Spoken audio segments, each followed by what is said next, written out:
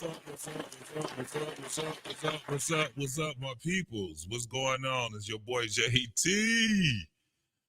Black Man Unfiltered, collaboration with What We Know Podcast. What's going on, folks, man? What's popping in here, man? Happy New Year's to my people. Happy New Year's to everybody that made it this way. We lost a lot of people in 2023, man. But for those of us that are still here on Earth with an F, we still here making it. We still out here doing our damn thing, man. I appreciate everybody from coming up in here. Y'all see what the title is, Delusional Resolutions, man. That's all we're going to be doing, man. This is my first official show with Black Man Unfiltered. You guys, let me know if you can hear me clearly by pressing 1 and sending me a 1. Because I don't know what's going on with my microphone right now, but you guys just let me know exactly how I sound. Okay, all right. That's where we at. We there. 2023, man. It's over with. 2024. We get another chance to make a better year for ourselves. Man, we get a chance to be better people. Even though we do it every day. I know I do. I do it every day.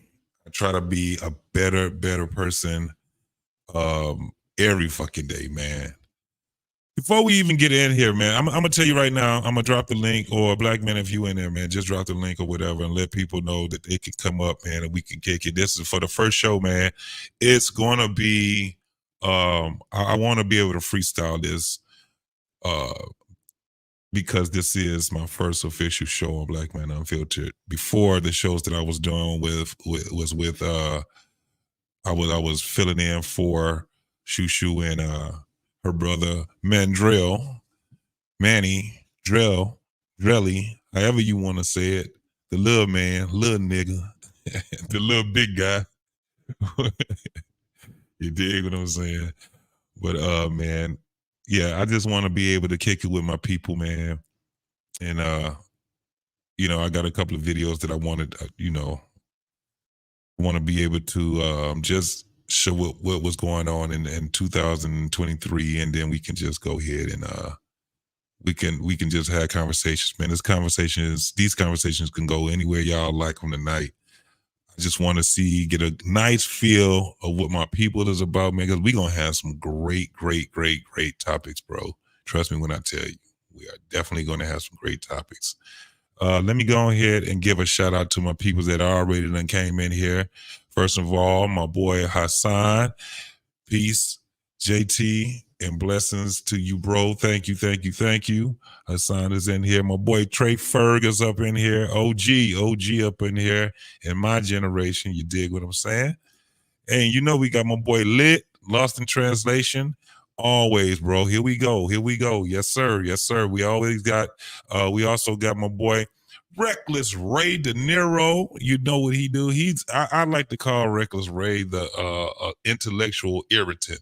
He's not gonna do what you think he's gonna do or say what you think he's gonna say. And I like that about this brother right here, man. Then we got Trey Unleaded, my homeboy. What's going on, boy? What's poppin'? Trey say, told y'all Mandrell wasn't going to get his show back. Hey, man, listen, I'm not trying to pirate nobody's shit, man. You dig what I'm saying? We doing this as brotherhood. Solidarity, baby. This is what we doing. Hey, Mandrell might have to move over to Thursday or Friday. And he can't do neither one of those because we got some slamming shows over there. We got the doc over on Thursday. Then we got all of us on Friday. So he might have to do a Saturday then. I'm not giving it up. How about that? Y'all send the word out to Mandrell. It's my show. You dig? And we have my homeboy, man, my fam right here, my boy Rob. Sport Talk with Rob, man. Y'all need to follow my boy Rob. When you get a chance, man, put your links in there. Let them know where they can find you. Rob be out here doing the goddamn the food videos, man. That should be funny as hell. He got this thing, big back, and no, here's a man, Rob, do your thing, boy. I love what you're doing, man. The damn facial expressions be funny as hell, but that food on some real ass shit, dog. That food be looking good as hell. Some of it. Sometimes Rob be clowning the shit out you. If you coming on some bullshit, he gonna clown your shit, bro. Most definitely, man. But who else we got in here? Oh man, we got the bearded man himself, my boy Hink in the basement with Hink. What's going on, boy? What's happening, Hink? How them motherfucking Lions doing? You know what they doing, bro. And you know that was a goddamn Hink. That was some bullshit what happened with that Dallas Cowboy game. You know that was some bullshit right there, bro. That was some definite bullshit. And I'm gonna tell you right now, I'm like my boy. I'm like my boy Rob. If you are a Dallas fan, fuck you. Fuck you. If you play on the team, fuck you. If you live in Dallas, black man, fuck you. Fuck the Dallas Cowboys. They cheated us, man. They goddamn cheated us. And we also have my homeboy, Black Man Unfiltered. What did he say? He said, you got a camera. Turn it up. Come and join the panel, man. Most definitely. If you gotta be on camera tonight, you know what I'm saying? Make sure that you got a good sound system, a good mic, actually, and you have a camera. We definitely need that. We don't need anybody coming in here flashing us, man. We got a lot of haters out here also on Black Man Unfiltered. A whole lot of damn haters. And we have to at least see you, so we can see that you are who you say you are. You dig what I'm saying? But yeah, man. 2023 is out. 2024 is here. I've been seeing a lot of bullshit when it comes down to people going on social media making all these these New Year resolutions and shit that they know it ain't gonna last but for about 30 seconds. The shit is bullshit, you dig? Sam Everin, what's happening to you right now? Just subscribe to you. JT, salute to you and Hassan. I found your channel on Hassan's channel. Let's go. That's right, Sam. I really appreciate you. And Hassan, man, I appreciate everything you're doing, brother. Most definitely. Don't forget, Hassan, if you want to come on the on the panel, man, the link will be out here for you also, bro. You can definitely come on here, bro. Most definitely. Yeah, for everybody that's on the What We Know side, also, we do take donations on the What We Know side, Cash App, not Cash App, but super chats on the What We Know side. And let me find this right now. I have to get this banner right here because we definitely will have to give a shout out to Black Man Unfiltered channel. If you love this content, you love what Black Man is doing, definitely support the brother by giving a Cash App. I'm looking for it right now. If you find it before I do, Black Man, put it up there. But definitely support the channel, man, by Cash App and Black Man. I can't wait till he get his monetization back so we can go ahead and get that bread like we've been doing, so we can keep doing the things that we do over here on Black Man Unfiltered and What We Know podcast. Damn, I can't find it, bro. Hold on. It's on the ticker. I know that. There we go. I got it. Right up under there, y'all. So for all the people that that love this content, man, they love this content. Please, for y'all, support my brother Black Man Unfiltered by giving a Cash App. We got my man, Information Man, in the building. Appreciate you, brother, all the time. You don't know who Information Man is, please follow Information Man show. All you gotta do is just, man, you can Google this brother right now and all of his content will come up. He got multiple channels, but the Information Man show, you definitely can find him. If we got moderators in the channel, please put his link in there so people can be able to follow the brother. You dig what I'm saying? But let me get back to this, man. Resolutions, man. Delusional resolutions. We all have delusional resolutions. You know, the first thing, you know, the most popular thing is people saying they're gonna get back in the gym. We know goddamn well if you ain't been in the gym for 3-4 years, 5 or 6 years, your ass is not gonna be in a damn gym. Quit playing. That's cap. Stop doing all that shit. Stop doing it. Do something that's attainable. Me personally, I'm definitely not going to be giving any New Year's resolutions. I give my resolutions all through the year, and I try to stay focused on that, and I try to stay consistent on that also. You dig? Again, for the people that really want to come on here and be on the panel, man, and once we start getting this thing rolling and cranking, you can definitely come up. My homeboy, my man, no, he has already contributed to a brother $5.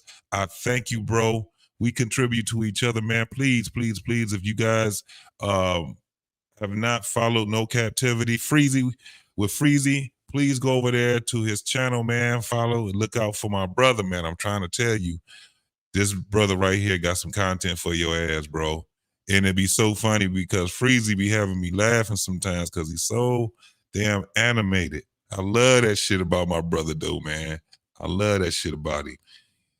Thank you, Freezy, man. I'm definitely appreciative to you all the time. We also have Mandrell in the building. I'm just saying, JT. Yeah, I'm just saying, Mandrell. I'm just saying. I mean, you need to talk to the boss, man. I don't know what to say to you. I'm just saying, Mandrell, myself, bro.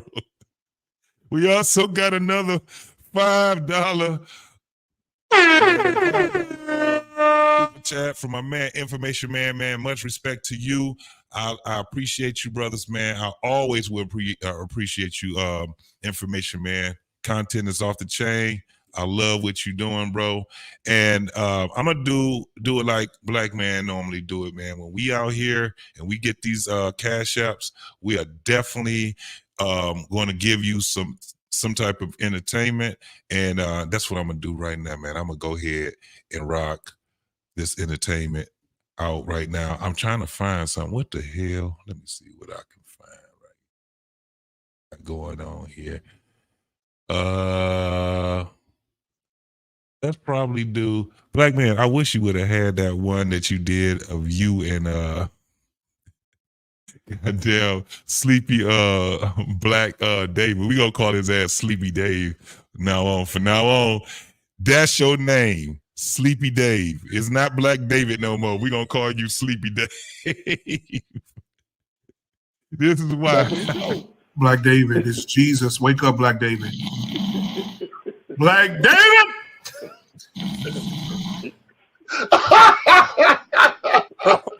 Oh Lord! Oh Lord! Was that damn? I just now caught on to that. Was that damn Hink talking about some oh Lord? Oh Lord. All right, man. We're gonna keep going, man. And we're gonna do white chocolate, man. This is probably the most I guess a lot of people they want this when we do this the super chats, man. So we're gonna give you guys white chocolate. It goes a little something like this right here.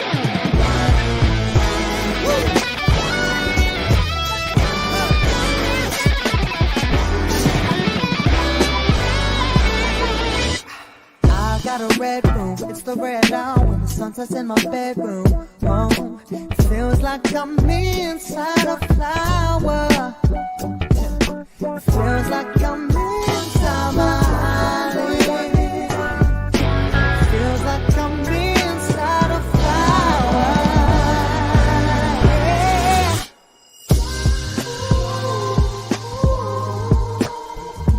Yeah.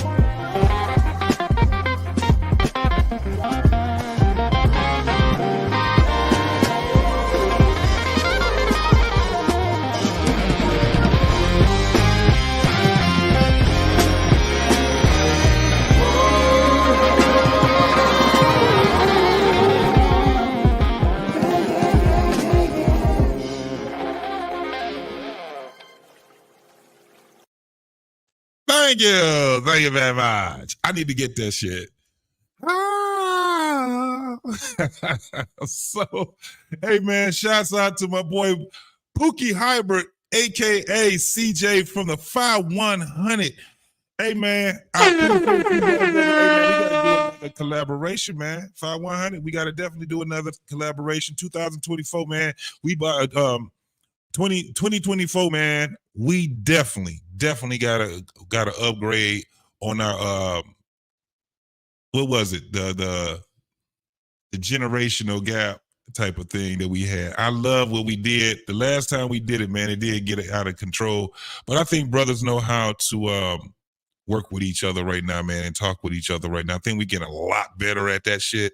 I think we get a whole lot better with that. But shout out to you guys. Shout out to if you guys understand what we're doing, man, we are definitely trying to boost each other up.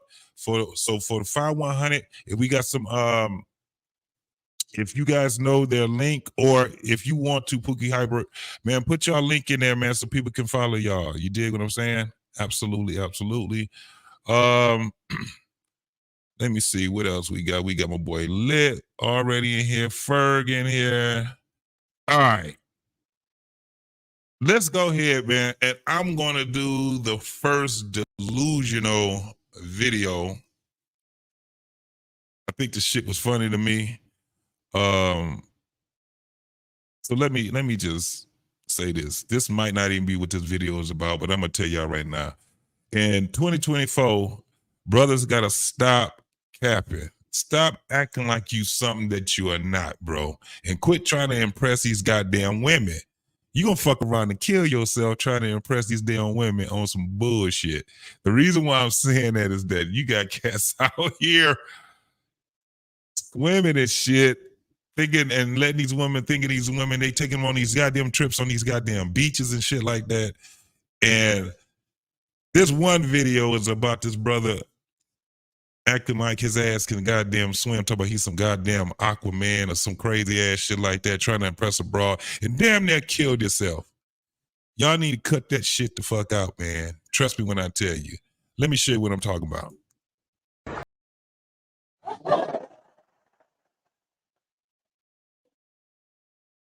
Shout out to the nigga almost killed himself trying to impress a damn broad.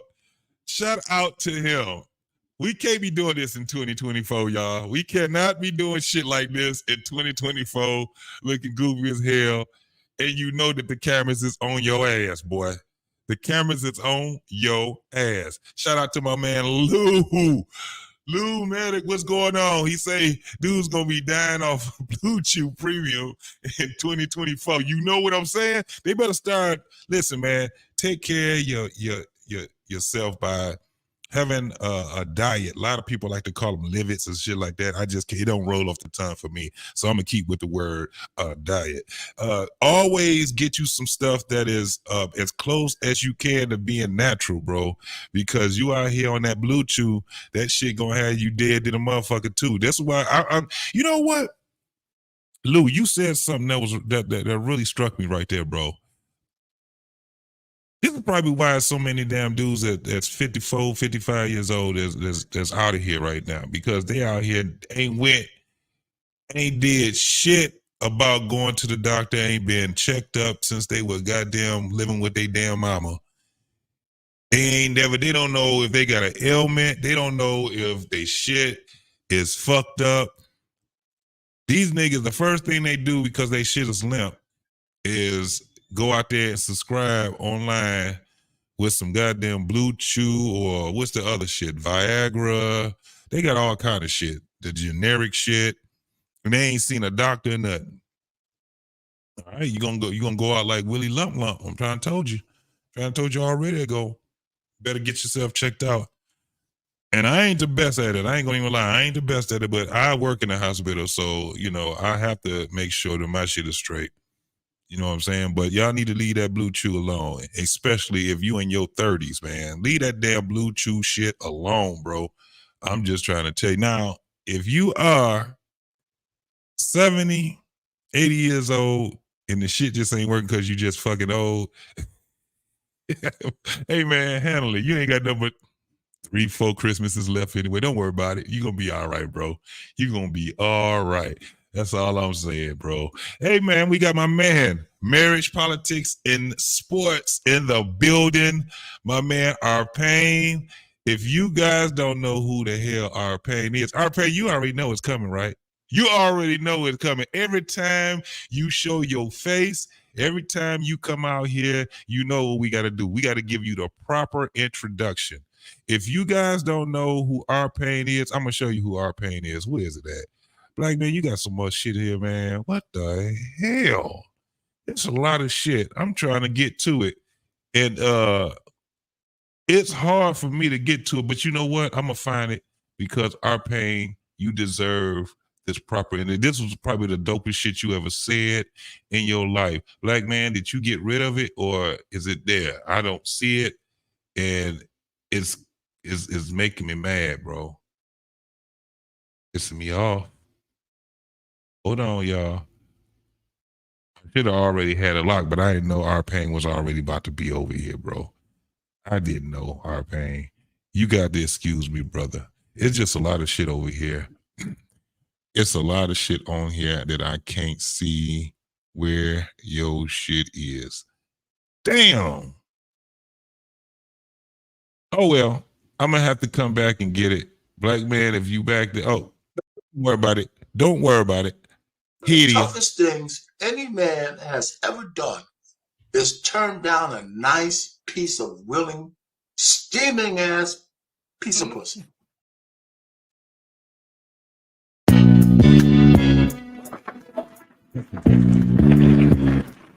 That is some gangster shit right there. R Payne, you are something else, my brother. You are something else. All right. I saw somebody back there, but don't worry about it. Oh, man. We got Mr. Paul Bennett up in here doing his thing, man. Mr. Bennett, once we find your power, what we gonna call it, y'all? We gonna call it like a what should we call what R Payne did? Y'all come up with some ideas of what we should call that. Should we call it like a power quote? I think that's what we gonna call it. I think we'd call it a power quote or some shit like that. But yeah, I think so. I got it lost. I ended up getting it, bro. I ended up getting it. I appreciate it, bro. Most definitely, most definitely, most definitely. Pookie say, hey, that's why they got that Blue Chew. Because they got, Blue Chew was the other one. Yes, sir. Yes, sir. Watching too much of that corn. Watching too much of that. It'll mess you up, man. It will mess you up. Yeah.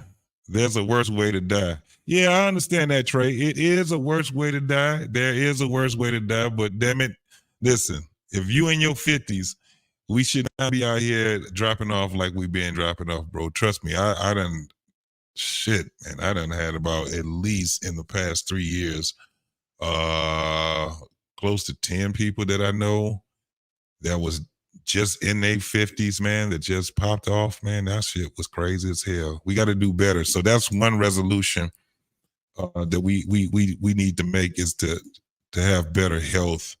At least start at it, man. At least start at it. Drink water too. I don't think a lot of people they don't drink a lot of water either, bro. They just don't. Man, reckless. Steaming ass. You got to say steaming and willing reckless. That's what it is. Steaming and reckless and willing, not reckless. And reckless. We'll go with that too. Steaming, willing, and reckless. That's what it is, man. That's exactly what it is. But listen,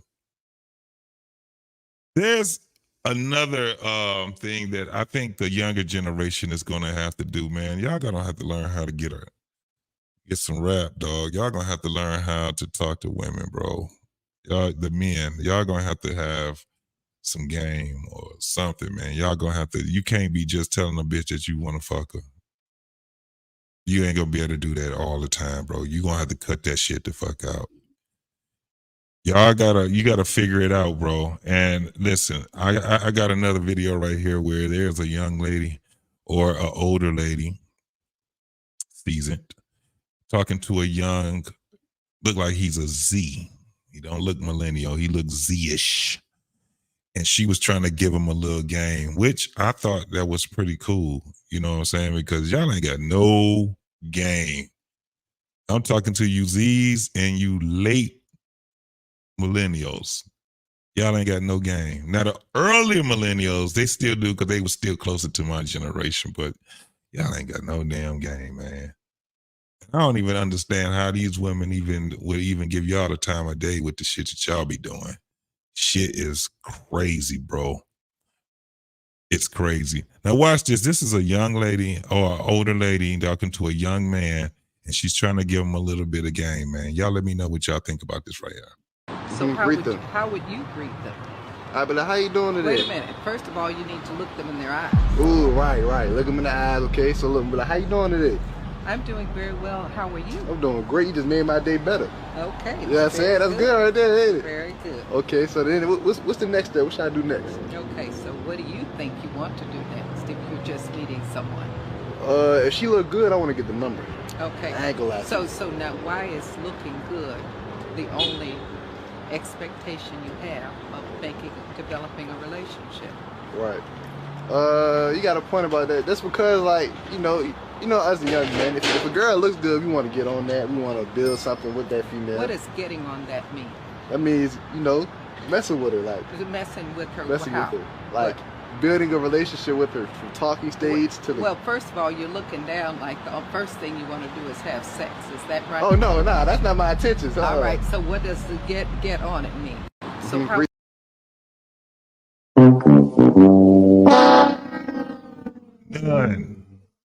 None whatsoever. You know, it's really crazy because she's a boomer. We already know she's a boomer. She seems a little more sophisticated. And it's weird. It's like two people talking two different languages. You got a boomer talking to a Z. That's definitely a Z. That is not a millennial. He is not a fucking millennial. Millennials have a little more cool. These motherfuckers ain't got nothing. And to hear them talk, it's like Chinese people talking to goddamn, I ain't gonna say African people because they make African people speak Mandarin. So Chinese people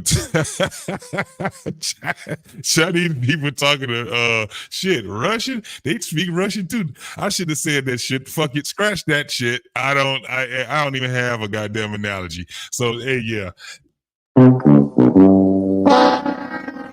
Man, let me pull up two of my brothers right here, man. Let me get my man Hassan up in the building. Let me get my man Trey up in the building. What's going on, folks? What's going on to my peoples, boy? What up, JT? I was about to leave. I was waiting for my ride, so let me hang out with JT for a little bit until my ride gets here. Until your ride. That's what's up, man. What's going on, Hassan? Good. How you been? I've been good. That's what's up. I'm doing good. What's going on, Trey? What's popping with you, boy? What's good with you, JT? Hey, look, in 2024, can we stop asking fish how to fish? Yeah, you can't ask fish how to fish. Can we stop asking the fish? Did you consider the older lady fish? She was a fish at one point in time. She was out here being somebody trout, somebody largemouth bass at some point in time. But you don't ask her. You don't ask no old woman how to approach in 2024. She don't know nothing. So that's true. That's true. But they got to start somewhere, man. It's definitely dudes. I've never had a woman to have told me or taught me how to talk to women at all. As a matter of fact, I go the opposite way. It's the same way like with my mom. My mom used to try to play matchmaker. And every time she told me she liked a woman, that's when I never talked to her. I used to be like, oh, my mama like you? Right off the rip? Nope. You have to earn my mother. See, my mother really like a woman when a girl earns her shit. So if my mama be like, yeah, You need to talk to her. She's a nice girl. That's code word for me to leave her ass at the restaurant. Shout out to Hink. Leave her at the motherfucking restaurant, bro. Most definitely. All right. Wait, JT, did you take over Mandrell show? Say it again. Did you take over Mandrell's show? It's not Mandrell's show. This is JT kicking it with JT. Didn't you see? Didn't you read it? Didn't you see what that had on there? Mandrell gonna have to do Saturday now. That don't worry about it, Mandrell. You be all right. You be cool. No, yeah. And he gonna lie about it. Listen, ain't nobody coming up to you to find out if you charismatic and funny. That's not why men approach. Ain't nobody ever in the history of manhood ever looked at a woman and said, you know, I wonder if she's a nice person. Yeah. And then went and approached her. That's not how it works. There's always a physical attraction first. Always. No, and then you build upon that. She's immediately trying to get him to not be masculine and get out of his manhood immediately. Is that the only reason why you approach? Because you want to have sex? Yes. That is the only reason why I'm approaching at this moment, because I looked at you and I said, I want to have sex with you. I don't know anything else about you. I haven't had the opportunity to get to know you. But at this very moment, the only reason why I'm approaching you is because I want to smash. Why is that so hard for men to admit and for women to understand? I think it's not for the younger generation, though. I think it's for like my generation and the generation that comes before us, because we had songs that a lot of men had as, you know, we had they wasn't really guides, but it was like a soundtrack to how we really, you know, wanted to get with a woman. So that's what it was. I think it was more hypergamous in those songs than what we see right now. So you're right. That's why I was saying it's like two different worlds that it's like a collide. Like the dude just, I want to get on that. She's like, what you mean by get on that? Like, I would know that. You would know what he means. But a boomer they're gonna question him on that, because even when they talk to Generation X, we had a whole different lingo. You know what I'm saying? Than them. But if you had like our pain, our pain is like in the middle of the boomers. So he's, you know, when I was 8, 9 years old, he was a teenager. You know what I'm saying? So it was like he was kind of like at the tail end of that boomer type of thing. So I know I got uncles that I hang out with that's his age. So it was a little bit different with them. They started being in the lingo that we have and all that shit. But yeah, she looked like she was like in her 70s. She was in her 70s, and it was kind of like, but that nigga had no game. You gotta admit that shit though. None. And do you need it though? I gotta ask you that, Trey. Do you actually need game to get a woman nowadays because of how much a quality woman? Yes. A quality woman, a woman that's about something, that got some substance to her, yes, you need to have some game. And game necessarily doesn't always mean like risen her up and all that type of stuff. Game means you know how to hold a conversation. You know how to be intriguing to her, to be mysterious to her, to make her want to get to know you. She like I said, if this whole process shouldn't take you any more than 2 minutes. If it takes you more than 2 minutes, you don't know what you're doing. You should be able to put her in a position where she wants to know more about you. So she's interested in you. There's got to be a little level of mystery and intrigue. But if you're getting a chick that's got no substance, she has nothing to offer. Yeah, you can say anything. I told you, I've smashed over steak sandwiches. Like, you could just get them to do anything at that point because there's no substance in them. But women of quality, yeah, you better have a mouthpiece. You better know how to talk. Yeah. It's like you said, JT, two different languages, like the old lady and the young guy. So if that guy talked to a girl around his age, maybe a little bit younger, she'd probably understand what he's saying, you know, because the old lady looked confused a little bit. That's the problem. She ain't gonna tell them the truth though. Hey, lit. She might be silent generation. Now that lady ain't silent generation, bro. She I ain't feel that. like a boomer. She's definitely a boomer. Silent generation. She been out there talking about other shit. She been shaking and shit. She's just been like, Wait. Well, see, JT. the problem with asking a woman is that women don't give you an objective general answer. They give you the answer of what they want. So when you're yes, asking her what does a woman want, she's not telling you what women want. She's telling you this is how I want you to approach me. So you have a younger man talking to an older woman. She's thinking, how would I want this younger man to approach me, and not should this younger man approach women of today's age. yeah. Read that right there, Trey. No, thank you.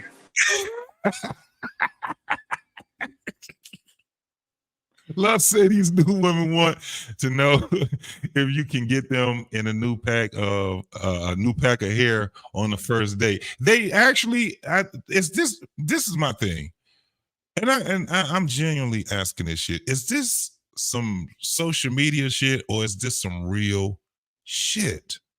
Is these girls that damn bold where they be asking dudes to get their nails done, get their hair done? Is it that doggone like, and they don't even know this dude? It's like a stranger. That's crazy, bro. Yeah, if you come off like a sucker, JT, yes, she gonna play you. If you come off that way on the approach and she think that she can get hair and nails out of you, she gonna get hair and nails out of you. Yeah. And if you come off a different way where she can immediately know, she's like, nah, that's not gonna work on him. She won't try you. Again, the difference between quality and substance, you know what I mean, versus just these other women out here. Yeah. Most of it is social media. Black Man Unfiltered says Shushu and Mandrell will be back in a couple of weeks. No doubt. Yeah, but what time slot though? What time slot? What we talking about here? Hey,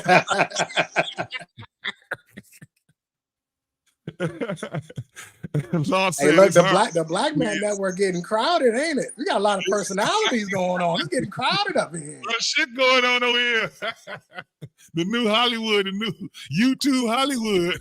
Look, y'all got a Monday show, a Tuesday show, a Wednesday show, Thursday, and a Saturday. The old girl got a Saturday show, right? It's getting. She's still doing. I think she's still doing it. I'm not sure if she's still doing it. I don't know if she's doing it after because at the end of the year, we kind of like slowed a little bit down. No, but we did mostly. I think I was the only one that didn't not last week. The week before, I was the only one that didn't show. Everybody else showed. So I don't know. I think it's just the same problem Motown had. They had too much talent, didn't they? You couldn't write for everybody, right? You can't write for everybody. Was going through it, wasn't they? Wait, so Sunday's your day off? Everybody's day off Sunday? Yeah.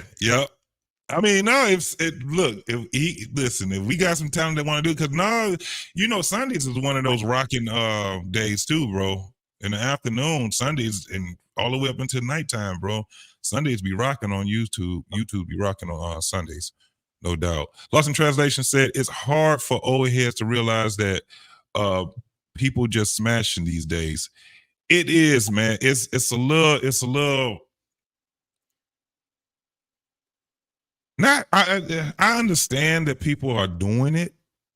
I understand, but I think that it's the work you don't need to put any work in anymore, man. JT, earlier you said social and some weed. You need some $40 and some weed, bro. You good. What'd you say, Hassan?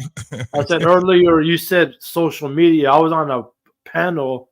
You know how the talk in these spaces is affecting in real life. People literally taking all this nonsense and it's happening in real life. So yeah, it's social media and now it's happening in real life.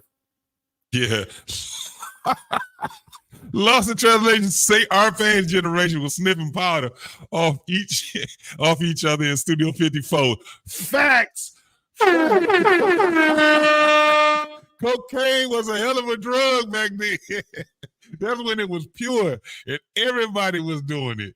Everybody's eyes was beady.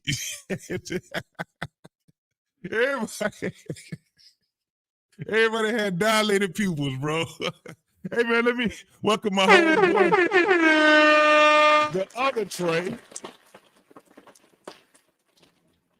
What's going on with you, partner? What's going on? How you doing, man? See, when you say it like Trey Ferg, then you got that rhythm to it. So you got Trey, because he's that uncle that's gonna come in and bang your head right. This is Trey Ferg. I'm gonna smooth it out for him. So that's how you gotta do it. That's right. I see you rocking, man. Happy New Year, man, to everybody. Happy New Year. Hey, bro. JT, hopefully you be on later, but I got to bounce. Trey, Happy New Year. Salute to you. Till next time. Hey, man, thank you, man. I appreciate you too, bro. Most definitely. I appreciate you, bro. All right, brother. What's going on, Trey, man? What's happening with you? Hey, man, it's a lot going on with me, man. But, I heard you talking about, health, taking care of your health, man. Yeah, man. I got problems from head to toe, man. And I get my checkups. I make sure I go virtually, in person. I try to get all my appointments taken care of because I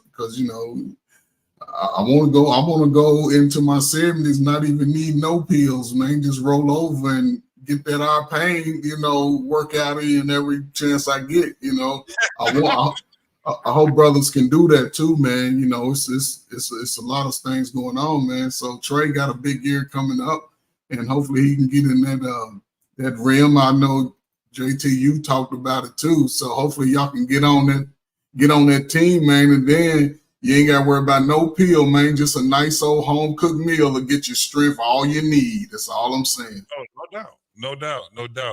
But man, it's hard out here for a pimp. I ain't gonna even lie. It is hard.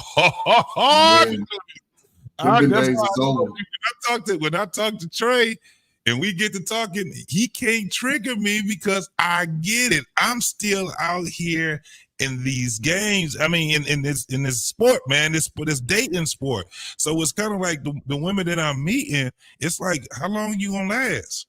You know what I'm saying? I have an 8-month plan. An 8-month plan, bro. Most of them don't make it to 6. Most of them do not make it to 6. And I'm talking about, this is not a brother that's out here in these streets, that's out here playing the field, trying to, juggle women and all that shit. No, I'm solid. I'm that middle-aged dude to go to work, still take care of his body, still have fun. I'm out here, I'm active. You dig what I'm saying? When I'm in a relationship, I'm in a relationship. And when the relationship ends, I don't be like I was in my 30s and my 20s. If you leave, understand, I got 24 hours to make it hurt. It's going to burn for 24 hours and it's over. We don't salt in nothing. It's going to burn for 24 hours, man, and on to the next one. That's what we doing. I ain't got a lot of Christmases, bro. So I'm going to live life like I'm supposed to live life. You dig what I'm saying? But that's why we have to live it. But again, health-wise, you got to keep your health, because the first thing that I've noticed that brothers, the first thing that go is the willy limp. That's what happens. It goes in one, and I'm talking about, I know brothers, especially when you on heart medicine, when you on, you got high blood pressure and all kind of other shit, your kidneys, all this shit, man. I got family members, I got homeboys, and when we talking about their health part, man, these dudes is out here trying to live now. I got a couple of cousins right now, both of them on dialysis, bro. And they're younger than me. And it wasn't like they was just out here in these streets. I had uncles and aunties and I had cousins and that was on drugs. And you see when they got in their 60s, man, you see what those drugs did to them, because they were really just trying to live. But at least they were in their 60s. I got cousins right now, man, 40-something, dialysis. Probably drinking too much or whatever. Heart, stressed out. I mean, you're right, man. You're right. I think this is going to be a crucial adjustment for us. This is a great time for young brothers, man. Everybody from 21 to 45, 50, man, just readjust a little bit. You know what I'm saying? Work on getting their physical self together. you see, we trying to work on the mental capacity of it because we having conversations, but it's like this is that second season, you know, of these hard conversations because a lot of things been happening over the last year. It's been about women and relationships. So this is a great time to focus on self, especially as a young man. Get your prostates checked out when that time comes, man, because you don't want to have none of that. Eat healthier, drink more water, get a little exercise, man. I know Trey at the gym every day, so he look like he can bench about 250 at least. You know, you take one of them little youngsters. Just like, you know, you got to do things right going into this year. Trey made it a habit. It's a part of his livelihood. You know what I'm saying? And that's one of the things I learned. And when you change it, this is what we talk about, this resolution and shit like that. Damn, waiting till the beginning of the year. I mean, if that's going to be your motivation, by God, do that.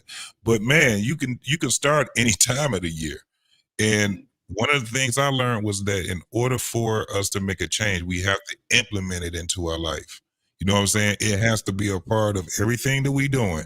It has to be beyond a routine. This year, it has to be like breathing.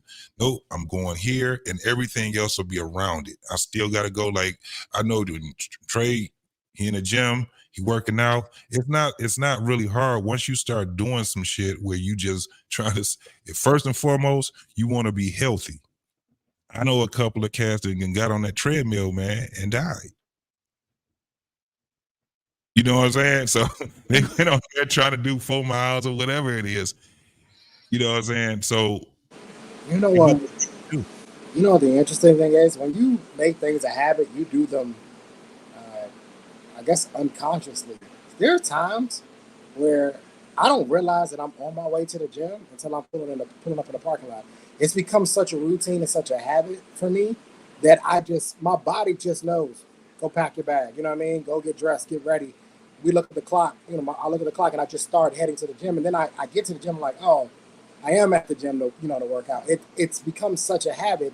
I just do it. I don't even think about it. I think when you make good habits a part of your life, you know, eating well isn't really that hard if you just make it a habit. It just becomes a thing. It becomes easy to turn down candy. It becomes easy to turn down cookies and chips and all that stuff because you just don't do it. It's you don't have to think about it so much. I think a lot of us are struggling. Sugar is a drug. I don't care what anybody says. It's got a hold over a lot of us. I'm included. I got a cookie right here I'm getting ready to crush. You know what I mean? It's got a hold over a lot of us, right? But I think the overarching theme for 2024 and going forward is that a small improvement daily will get us to the goal. It doesn't have to happen overnight. I think there's still, even now, people think that if I got to make an immediate change, it has to happen within 7 days. That's just not how the world works, not how anything works. It takes time. But if you do a little bit over time, you will get better. I say the same thing about women when they have after they have a kid. Nobody's telling you got to drop all this weight within the first 6 months. Just give me 1 pound per month. Just lose 1 pound per month. And by the time your child is walking, you'll be down 20 pounds. Yeah. You see what I'm saying? It's literally that small. We have to start thinking that way instead of thinking, oh, I got to get all this done. Oh man, I got to make $1 million tomorrow. No, you don't. How about you just save what extra money you have and invest it, and we just do it little by little by little. And eventually what will happen is a snowball effect. It will get bigger and bigger as it goes downhill. But we have to create good habits. They have to be great habits to the point where it's just, we don't even think about it. It's just in our head. We just do them because it's become muscle memory. Me coming to the gym is almost muscle memory at this point. Yeah, most definitely. It's like anything in the world. Like I go to work, man. It's like, I ain't gonna even lie, dog. If I take too many days off, if I'm not out of the state or out of the country, I'm like, I might as well go and take my ass back to work then. It's because, for one, I have a job that I actually enjoy. I got people at my job that I actually enjoy. And I've been there for so goddamn long where I'm like, damn, it's crazy. And I've made strides. I think that's why I like the job, because I've made so many strides in that field. You know what I'm saying? When it comes down to pay, when it comes down to, just having a great atmosphere that I go. The hardest part of me of working is driving to work. once I'm there, it's over with. I don't look at the clock. I don't do anything, especially because of the job that I have. And then I be on this motherfucker looking at all kind of shit, creating shows and shit, and getting ideas for YouTube shows and shit like that, because I've been doing that job for so long, where, I mean, it's just like that. I ain't gotten really no boss around me. You know what I'm saying? It's just me. And it's, I'm working with people that actually I can identify with, veterans. You know what I'm saying? So when you're working out, it's kind of like the same thing. You create your environment, man. It's like, remember, you go to the gym, man, sometimes the motivation might be just looking at beautiful ass women. You know what I'm saying? The motivation could be they got TVs and shit. You get on that treadmill, man. You be amazed at how much work you would get done in that gym if you actually sit back and make it that math, that muscle memory. It's just going, you're just going to keep going, man. It's a great environment. But Trey, I want to ask you this question in reference to your, you going to the gym. Just saying early on, do you think? And I'm also going to speak this to guys who may be single, just going to work, ain't really got no life outside of just going to work, going home. Do you think that some of your reasons for going to the gym when you were younger or just staying in shape was due to some frustrations, like working off that energy that you need to burn just to, because I know that's always been, I heard some people use that to sort of release that negative energy. They go to the gym, get good workouts in. So I just want to know. Look, I can show you pictures, Trey, of me when I'm in the best shape, and it's always how you knew I was coming off of a breakup, because I was in I was in the best shape of my life, because I either just dumped a girl or I just got dumped, right? And you got all that pent up frustration, anger, and let's keep it 100, sexual frustration as well, right? And you going in the gym and you're working out, and I probably am a lot more focused then, right? Because you have a motivation. But for me, a lot of it is this habit was ingrained in me when I was younger, right? I started working out when I was a teenager, right? When you were playing basketball, we'd have weightlifting days, or you play football. You play football, you definitely had weightlifting days, right? You had days you had to get in the gym. So this habit happened young. Obviously, the military helped it. There was no ifs, ands, or buts about getting your workout in the military. So that helped keep it alive. And I gotta be honest with you, you just look better in your clothes. I mean, I don't know how else to say it. Like, you know what I mean? Like, you just look better in your clothes. I tell people all the time, you could literally grab clothes off the rack, take them to a seamstress or a tailor, and if you're in shape, nobody would know. Nobody would know that you got that shirt off the rack unless they happen to have the same shirt. There are clothes that I've worn that my whole outfit might have cost $40 tops, and nobody would have known because I took it to get tailored, and I was in shape, so it fit me well. In 2024 moving forward, the health thing has got to be taken seriously. It has to be taken seriously to the point where you have the real exercise is not in the gym. That's not the exercise. It's the mental exercise of actually what you're eating. That's the exercise. That's the real challenge, the real struggle. I'm not going to the gym. You really only need to go to the gym 3 times a week. You'll be fine. You really will be fine 3 times a week. But the struggle is what are you eating 3 times a day? That's the struggle. We're talking about over 1,000 meals a year. What are you actually eating? That's important. I want the fellas to really take some time and really, like I said, I'm getting ready to crush some cookies. But it's only about to last about another week or 2, and because I got to start getting ready for the summer. I'm going to be on somebody beach here soon. You know what I mean?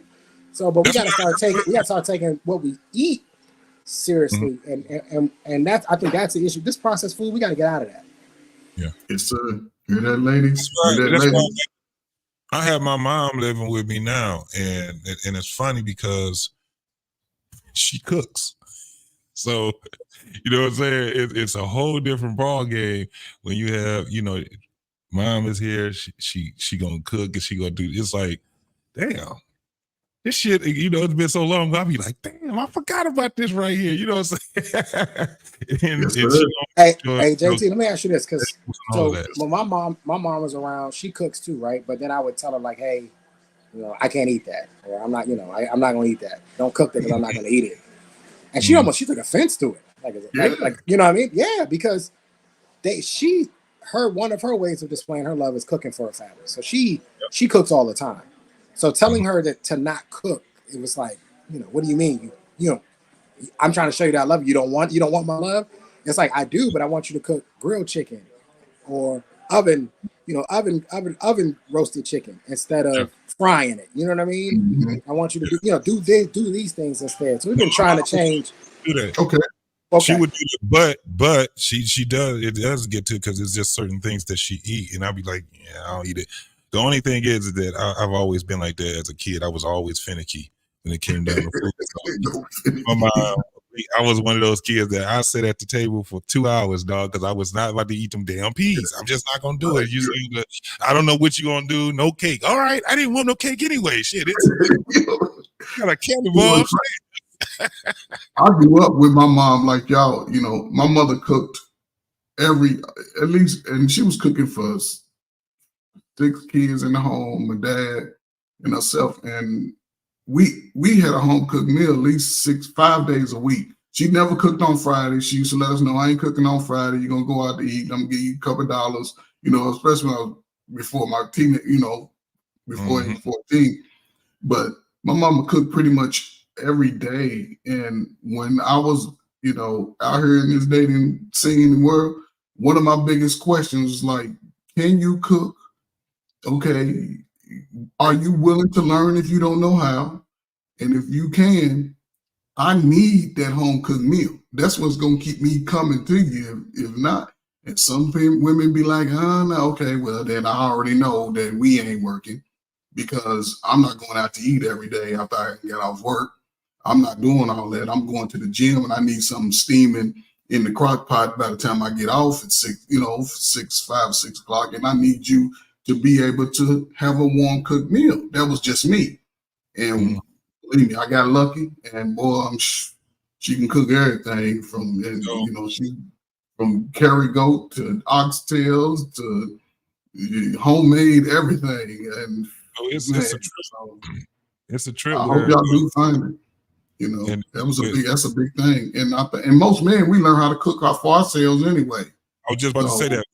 You when you in this dating field right here, this is the thing.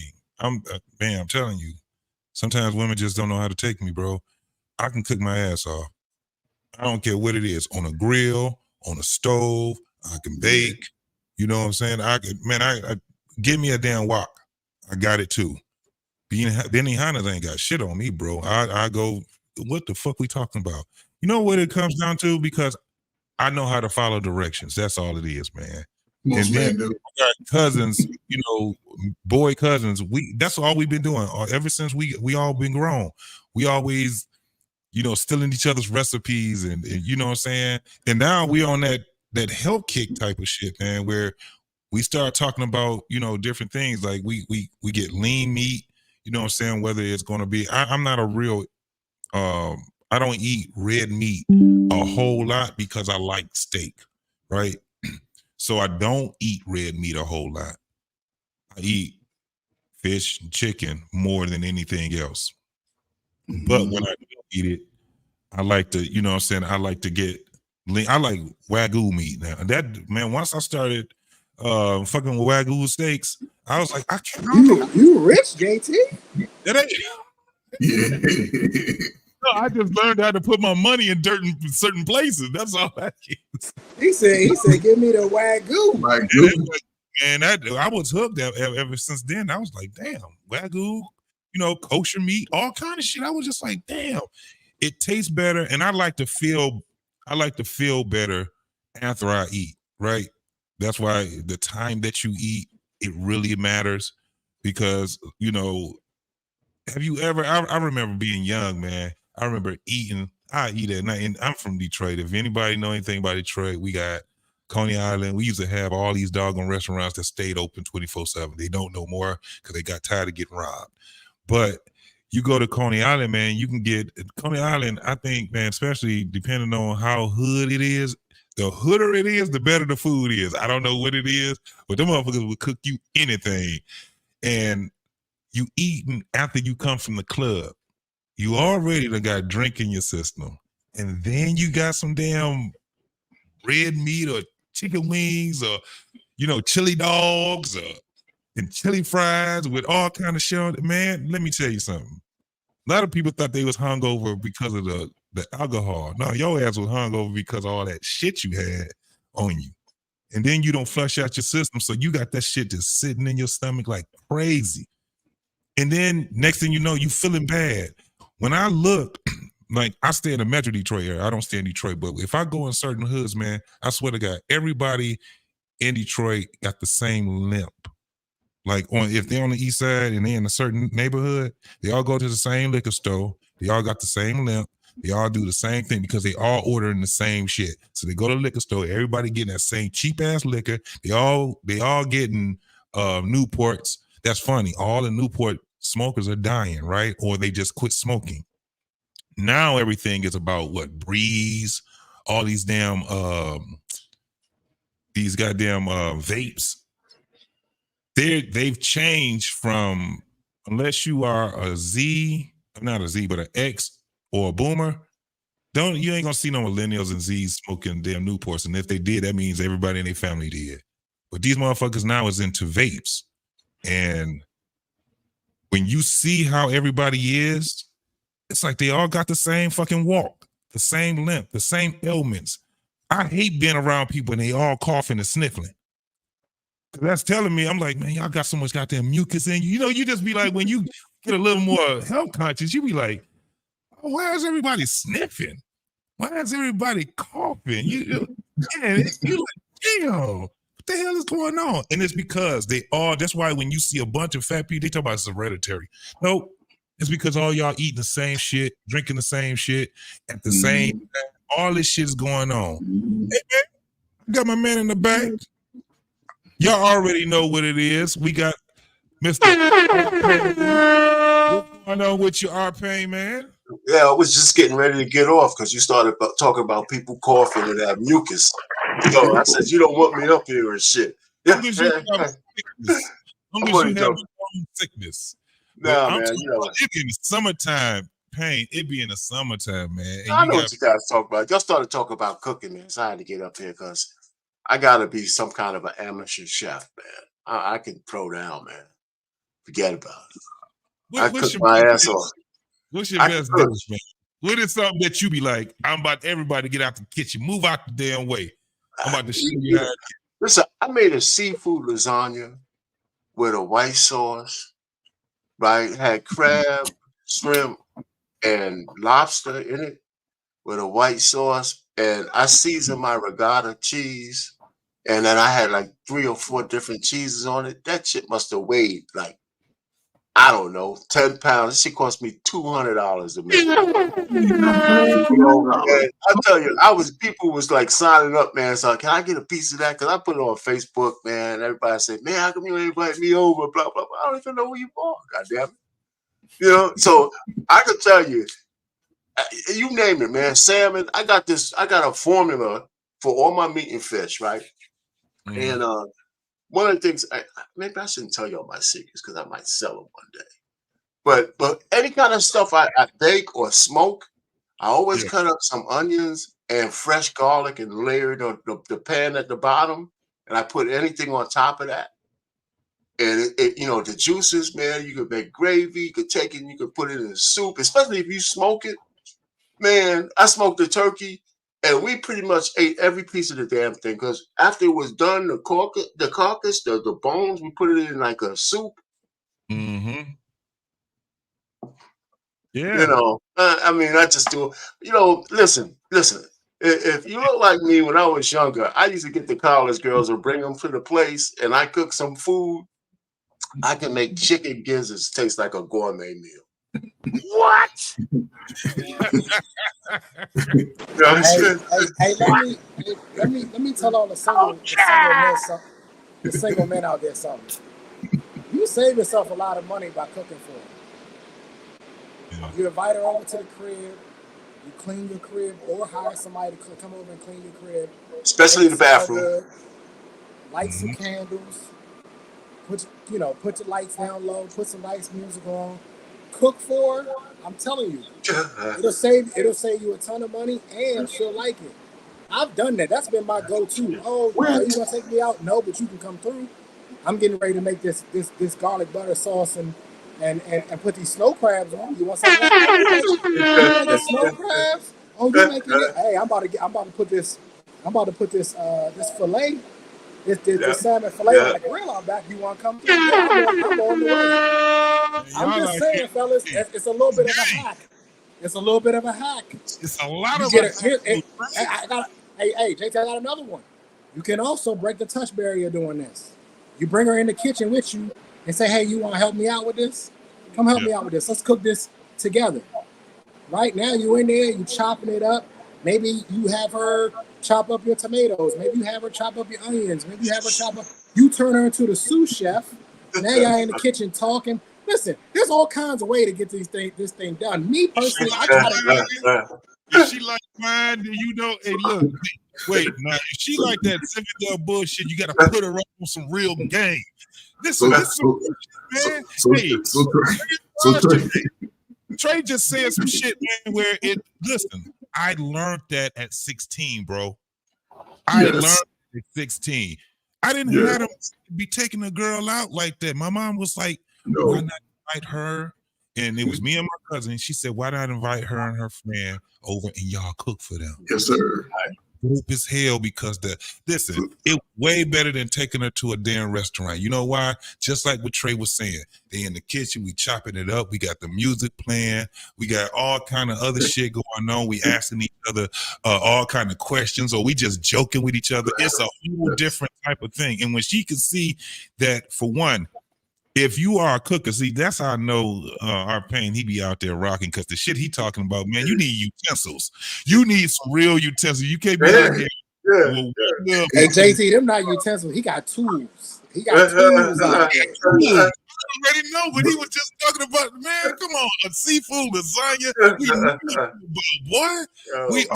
And guess what? And guess what? Here's the beauty of what our Pain and even Trey was talking about. We're not using cookbooks, ladies. We're using those skills that we have.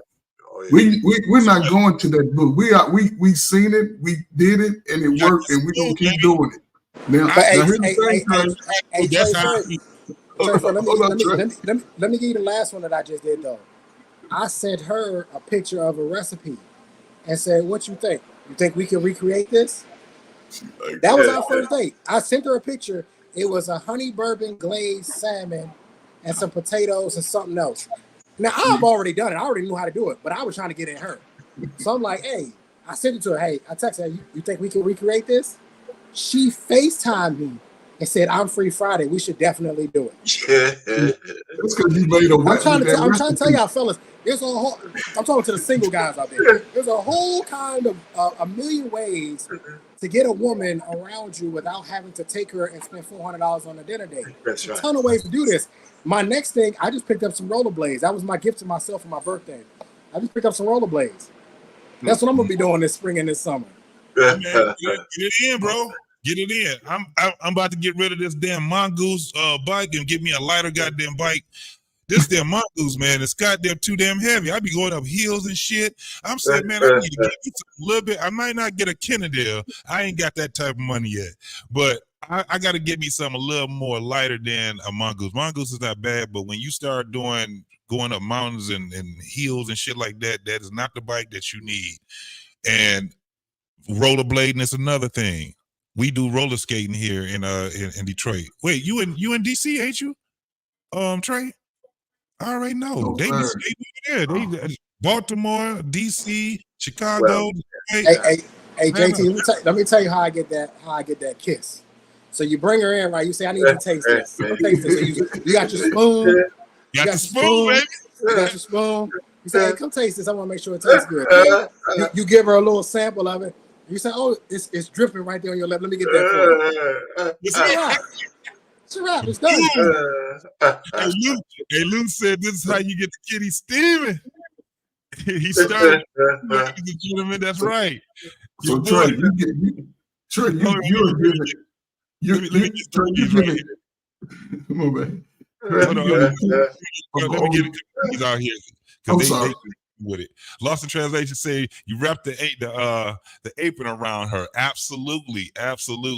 Goddamn black man say our pain will cook for that ass. Drink for that ass and eat that ass. Hey, you goddamn ass. Just like you got it. You know what, man? You nasty old man. You dirty old man. All kind of crazy shit. Shout out to Hey, my listen, take heed. good message, man. I love that you here, sister. Most definitely. Lost in translation also say pour a little wine. So how much we gonna charge these guys out there for giving them all this game, man? Because all these young guys, I don't even know if they know how to cook, man. Man, based on that last video, they need it. We need to be giving up the need it for free. They can't afford it. Because let me tell you something. I typically practice my game on older women. Like if I see an older woman, like when I'm in the Panera Bread, this is older lady. She's like 80-something years old. Right. And she always come up to me when she see me in there and she'll just start talking to me. And I be running game. Practice. It's practice. Yes. Trey, so you need Trey, you stole some baby boomer secrets. You stole some of our pain secrets. Is what you said. I told you I was raised by my great uncles and my uncles. I'm talking about great uncles that had the tobacco in the pipe that would sit out on the back porch and smoke a pipe. I mean, they was never. The one thing they always taught me about women is you're going to lose, so get over it. That's right. Like once they got that ingrained in my head, listen, you're not gonna win. Then my great uncle Roger, he would always say. He would smoke his pipe. He'd go, "It only take one. You only need one." He used to say that to me all the time. You only need one. You only take one. I've been married for 45 years and I only needed one. That's it. Big shout out to my girl. Tough Topic Podcast. Is this the guy show? You can come up here if you want to. Tough Topics. We had a link right there. I don't know if anybody right there. I'll put the link in the chat again. If you want to come up here. Tell her come on up here. We need some fish up here. Oh man. Got a bunch of fishermen up here. We need a fish. Oh man, that's funny. Lou said, Trey, don't age discriminate. I don't need to come up if so. LOL. No, come on. You can come on up here. Most definitely. Look at that. Lost this. He put the link right in there. You can definitely come up here. Most definitely. All right, y'all. Listen. I want to put another one out, man, because we're talking about delusional. There's a lot of shit that be crazy as hell up here. Oh, my girl is up here. Hold on. I didn't even see her back there. What's going on? Hello. Hey, everybody. Hello. How you doing? How you doing? How's everyone doing? Fine. How are you? I'm good. Can you guys bring me up to speed on what you guys been talking about? Yeah, I'm gonna ask you real quick. Did your man cook for you? No, I cooked for him tonight. No, not tonight. I'm saying when y'all first got started, did he cook for you? Did he or does he? Either or. Either one. Never cooked for you. Actually, believe it or not, this morning he cooked me breakfast. There you go. That's what we were talking about, cooking for the ladies. Oh, Guys okay. cooking for the ladies. Yeah, that's where you came in on. Now, I'm not gonna lie to you guys. It's not very often though. I think it's just because he doesn't feel that comfortable in the kitchen. But he will make sure to feed me. Like if I'm hungry and I don't really feel like cooking, he gonna order something. Oh, youngster. When y'all was first dating, would it have been okay if one of the dates, or if the first date, maybe not the first date, but if one of the dates had been, and you got comfortable with you to go over to a spot for him to cook for you, would you been okay with that? Oh, yes, because I've noticed whenever men can cook, they usually can really throw down. So I've always really liked whenever a guy could cook me a meal because they be having some tricks to the trade. So that would have been cool. A nice little glass of wine with some dinner. That would have been fine. So that's what we were talking about. We talked about little tricks to the trade about men having game. And one of the things I was saying to him was, this is a little bit of a hack. If you get the woman to be comfortable with you, you get your house clean, you clean your house up, you light some candles, you set the mood, put the music on, and you cook for her. Save you a bunch of money, and it's a little bit more romantic. It's a quiet space. You're not out amongst the people, and it's loud. And so this was fishermen talking. We needed a fish to. So you just confirmed it. That's all. So with Trey, when you say you clean the house, you do, but you got to make sure the bathroom's clean. Yeah, you got to make sure that damn bathroom's clean, man. Well, that's why I always say, R-Pain, if you're not good at cleaning your own house, if you got a lady coming over, just hire somebody and have them let them. Yeah. Just hire somebody and let them clean the house. If you're not, you should be good at cleaning your own home, bathroom included. But if you are not, hire somebody, have them come over and clean it. Miss Tough Topics, I have a question for you. Okay, shoot. Based off this topics and the women that you know that you may work with or in your life, do you think that they would accept a gesture like that when they have gotten to a point where they could feel a little comfortable with a guy, accept the guy? Because they already got this list where they don't want to eat at. So you think they would accept a brother trying to show his area of some type, that's a form of affection by cooking her a nice little candlelit salmon or whatever, baked chicken meal? You think they would accept it? Actually, I really do think that at least the women that I know, first of all, I don't have a whole lot of female friends, because, we kind of live in a society today that breeds really kind of contentious females. So, I kind of got my little small tribe, but I definitely think that the women that I know, they would love that, and they would think it was really cool and unique because it doesn't happen all that often. So I think they would like it. Oh, okay. Just curious. I think a lot of guys that are single have developed, there may not be chefs in the kitchen, but they can cook a nice little meal to at least someone else can eat it. It is eatable by other people, I would think. So I think that'll be a different avenue, especially as far as the dating scene, because everybody's trying to spend all this money on a little carry-out doggy bag. But I think that could benefit men, and women just have to be receptive of it. So. Yeah, I'm curious. Why did Lost in Translation why did he say, fellas, don't be quiet now? Why, what did y'all have some sort of disagreement? Like, as far as y'all didn't think that women would like that or something? No, I don't know. I was reading that too. I don't know exactly what he meant by that, but no, we were all agreeing. We were all agreeing on it. We were all agreeing in agreement that, to me, it's a hack. You can get a pack of chicken and some potatoes and go to work. Some wings. Get some wings. And that's that's $20, maybe $30 if you know what you're doing. And she'll never know. She's more enamored with the fact that you cook for her, that you set the mood and the ambiance, the atmosphere, right? That your bathroom was clean and your house is neat. She's more worried about that than, I didn't get to order the ribeye or the porterhouse at this fancy restaurant. You know what I mean?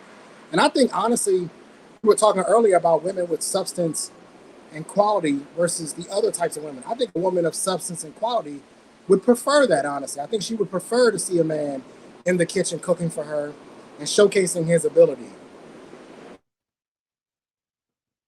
Yeah, I totally agree. And I actually was just talking. I just left my own podcast when I was doing my live show, and I was saying that I thought that like, just to switch gears for a second, if you're not going to cook and you would like to take her out to dinner, I was telling the ladies, just always let the man just choose the place. That way, he knows, and that he's going somewhere that he feels comfortable to go to spend money. Like, if you suggest some place and maybe he doesn't want to let you down, you know what I'm saying? Maybe he wants to say yes, but it might be kind of out of the comfort for that month or something.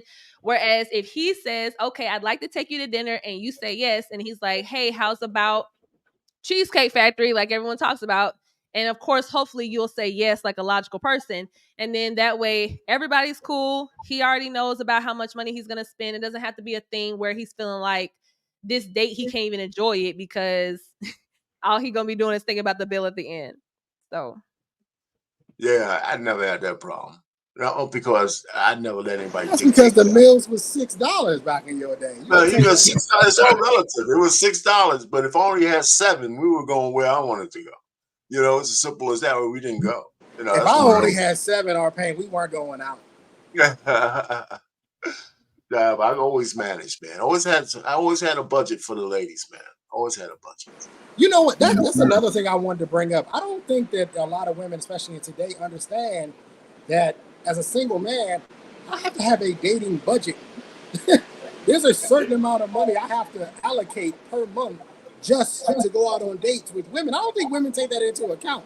I don't think they think about that. I think that they think that a lot of women truly think that money literally is falling from the trees and we just scoop it up on our way home and we take it home with us. No, a lot of men out here, especially those who are making the average salary, they have to allocate a certain amount of money every month just to be able to take your ass out to eat. And so, Trey, Cut when them did a you do break. that? Trey, Cut them when a did little you bit do of a that? break. Trey, when did you come up with that? Because I was a teenager when I came up with that. You know, when I was in college, I said, man, this girl can get, this is my budget for the month. This one may be worth half of it. This one only a quarter. That one, none of it. You know, that kind of stuff. And because I didn't have money to throw, but a lot of men, just like you said, a lot of men don't talk about if you're going to be on a dating scene, it's got to be part of your budget, just like anything else. A light bill, this bill. And once the money's gone, yeah, maybe the dates are over for that month until you get some more, you know. So I learned it very young. Yeah. I learned it the first time that I went to the ice cream truck. I didn't even tell you her name was Caprice. I remember. And I realized that she wanted some ice cream too, and she was not willing to share the ice cream that I got. Because my thing was, we could just share it. And she was like, nah, I want my own. So you start looking at your pockets and you're like, Mama didn't give me enough money for the both of us. That's when it hit me. I was like, oh, I gotta have enough money for me and for her. And ever since then, growing up, it was always understand you need to have money. Not necessarily to lead with money, but women want to go out and do things. That has always been that way. Even when I was in high school, they want to go out. They want to, you want to go out and go do things. Even when you were in high school, you want to go out to the movies, you want to go out to the mall, you want to whatever. And then it elevates from there as you get older. So you have to have some money. I just find it quite interesting that I think that there's a certain contingency of women who don't understand that men are literally, there's a line on their budget that says for dating, they have to put this money aside for dating because otherwise they would be like our Payne, $6 date with $7 in their pocket. Yeah, because back then I'm with our Payne because even when, in the 80s as a teenager, it wasn't so much about the place that we went to and how much money we would spend. It was about the company that was being kept. You know what I'm saying? It was just a different style of dating back then because even the women would want to take you out and to get to know you when I was in high school. So I used to figure out, okay, I got a date on Thursday, Friday, and Saturday. And they would be sort of like, hey, I like your style, whatever, blah, blah, blah. And I was like, yeah, I like to do what I like to do. But, today I can see where it's sort of just crazy because women are only focused on going somewhere where you're going to spend some money. They can care less too much of what you're talking not about. all of them. Not all of them. Well, the most of them. Well, it depends on what you want. The wives are not. Yeah, that's what I'm saying. This is the thing, though. You have to. This is how I looked at it anyway. Entertainment is a part of my brand. You know what I'm saying? You're gonna have fun. Like I said, you get a sneak peek, and this probably was on yesterday's show or something. You get a sneak peek of what you can have for the rest of your life. For me, you know what I'm saying? Now the entertainment part, I don't know. You're gonna have to start dealing with all that shit because I runs out once we done been married for 10, 20 years. It is not going to be the same way on how I got your ass. That's just what it is. But when it comes down to women, I look at it as you have to be able to entertain them. Period. That's just what it is. It is not like hanging with your homeboys. It's a different type of thing. So my brand that I'm selling, because when you dating, you're selling a brand. Conversation. Great conversation. I can talk my ass off, but I'm a listener also. But when it comes down to entertainment, what is it that I like to do, right? And I ask her, what is it that you like to do? And she tell me certain things that she likes to do. Okay, We're gonna see what that's all about, because I want to know what you like to do too. Now, if you out here talking about going on a goddamn cruise and we just now starting a date, no, that's with my woman. I do that with my woman that's going to be my wife. Reason being, the cruise can start out cheap. You can get cruises for cheap, but that shit it's like goddamn Spirit. When you start doing drinks, what they got, the drink package, you got gold package and all these different things. By the time you finish paying for that shit, you done spent about $7,000-8,000 if you on one of those cruises. You have gentlemen, may I please say something? Yes. Okay. Yeah. Oh yeah. Though I'm being very sweet tonight, and I'm usually very sweet. Trey and Mr. Payne. Yes, ma'am. The last time that I was acquainted with the two of you, there were some issues. And so I would like to address them and let you all know that we will not be ganging up on J-Mac ever again on the podcast. We ganged up on you? Oh, yes. Oh, yes, you did. I You did? remember that. I don't remember. I swear. But no. What did I do? Hey, J-Mac, can I ask you a question? Let's tell her what she did. We did first. Okay, so to answer our Payne's question, so the issue was the last time I was on BMU and you guys were talking about, though I don't even think that was the topic, but we ended up talking about the whole Passport Bros thing, and it got a little emotional and heated, and I'm just saying we just cannot do that again. With you, I mean, what was the heated part? Oh, you didn't like the Passport Bro. Well, I was just saying that I do think that a good bit of their talking points are a little disingenuous. And I think you went on to say how there was some young man that you were sponsoring or giving some sort of mentorship to. And you said that, you were just encouraging him to travel the world or something. And of course, he's doing that himself. But I would never discourage a black man from being abroad and learning about new cultures and traveling and being well traveled. Right. So that's not what I was saying. I think I was giving you smoke about it because maybe sometimes it's an interpretation thing. So maybe you took it that way. There was no smoke for me. You scared of her pain or something? No, I'm just telling her the truth. I'm telling her the truth. I didn't look at it that way. Listen, I just didn't look at it that way. She can backpedal now all she wants to, but that's not what she initially said when she first made the comment about Passport Bros. She said it in a way that she had an issue with the Passport Bros, and then she cleaned it up. So I want to ask you, J-Mac, does this normal laying of the law thing work in your relationship? Like that, you lay down the law in your relationship, it sort of works. Is that how it goes? No. Great. So you understand. So you understand it's not going to work either then. So I'm not laying down the law. I said that you won't be ganging up on me, which you won't, because if I feel ganged up on, then I'll just leave. You said there will be dumbass. There will be no ganging up on me. Oh, I'm sorry. I didn't roll my neck when I said that because I don't do that. I said there will be no ganging up on J-Mac, and there won't. Because if I feel like there's ganging up, then I'll just leave the show. I'm just saying I will be a part of that. Is what I was saying. How anxious we were for you to come up here. Hold on. Let's get something clear. There's nothing that's done here. There's nothing that's done here maliciously. That's right. Let's start there. Let's start there. Nothing's done here maliciously. We disagree all the time. All the time. All of us disagree. Especially me. I'm probably the biggest disagreeer here. But it's not malicious. It's not coming from a bad place. If I disagree with you, it's because I genuinely disagree with you, and it's good content to have a great conversation. There's no need for you to tuck your tail and run. That's all I'm saying. Oh, is that what you feel like I did? Because I'm pretty sure I was on the show the entire time. Well, I'm saying based on the comment that you just made, you said I would just leave. There's no need for you to clearly the situation meant a little bit different for Trey than for me. I didn't even know we were at odds. I just didn't agree with what you said. That's all.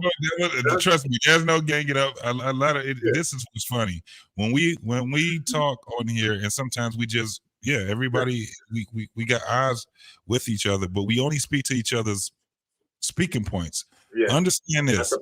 Last week, my sister, Wife School podcast, came on here, and they gave her the business.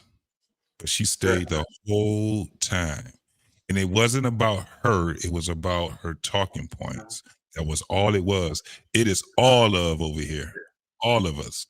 I hate that you even feel that way, J Mac. Yeah, me too. Well, I didn't you know know what? Like I said, I just wanted to say that first of all, I'm only 80% serious in this moment, but I do want to say that at the time it was kind of a lot, and I want you guys to know that I don't think you may have intended for it to be that way, but I do think even within the realm of a podcast or a panel, at the end of the day, I'm still a lady. I'm still a lady. Like, come on now. I treat you all like men. I don't down talk you. So let's just make sure that we just, You want that we keep it respectful. you want special treatment? I said to keep it respectful. So we disrespected you? Oh man, come on now. That's an accusation. I don't think So that. this is a I teaching didn't point say for that them. you did disrespect me. I just said I want to make sure that we keep it respectful. Yeah, I'm 1,000 years old. A lady don't need to tell me to be respectful. I know. The toughest things any man has ever done is turn down a nice piece of willing, steaming ass piece of pussy. The hell is that? Oh, yeah. That is what It's all fam over here. It's all fam over here. I know, guys. I know. I didn't mean to detract from the show. I'm just saying I didn't forget the last time that happened, and I won't. See, now I know. Now I know that. What you know, R-Pain? That means it was a good discussion. Now I know where her sensitivity points are. That's all. You know what? Tell you what I heard. You want to tell you what I heard her say? Be nice to me. That's what I heard. Be nice to me. That's what I heard her say. I thought we were being nice. I thought I was being nice to her too.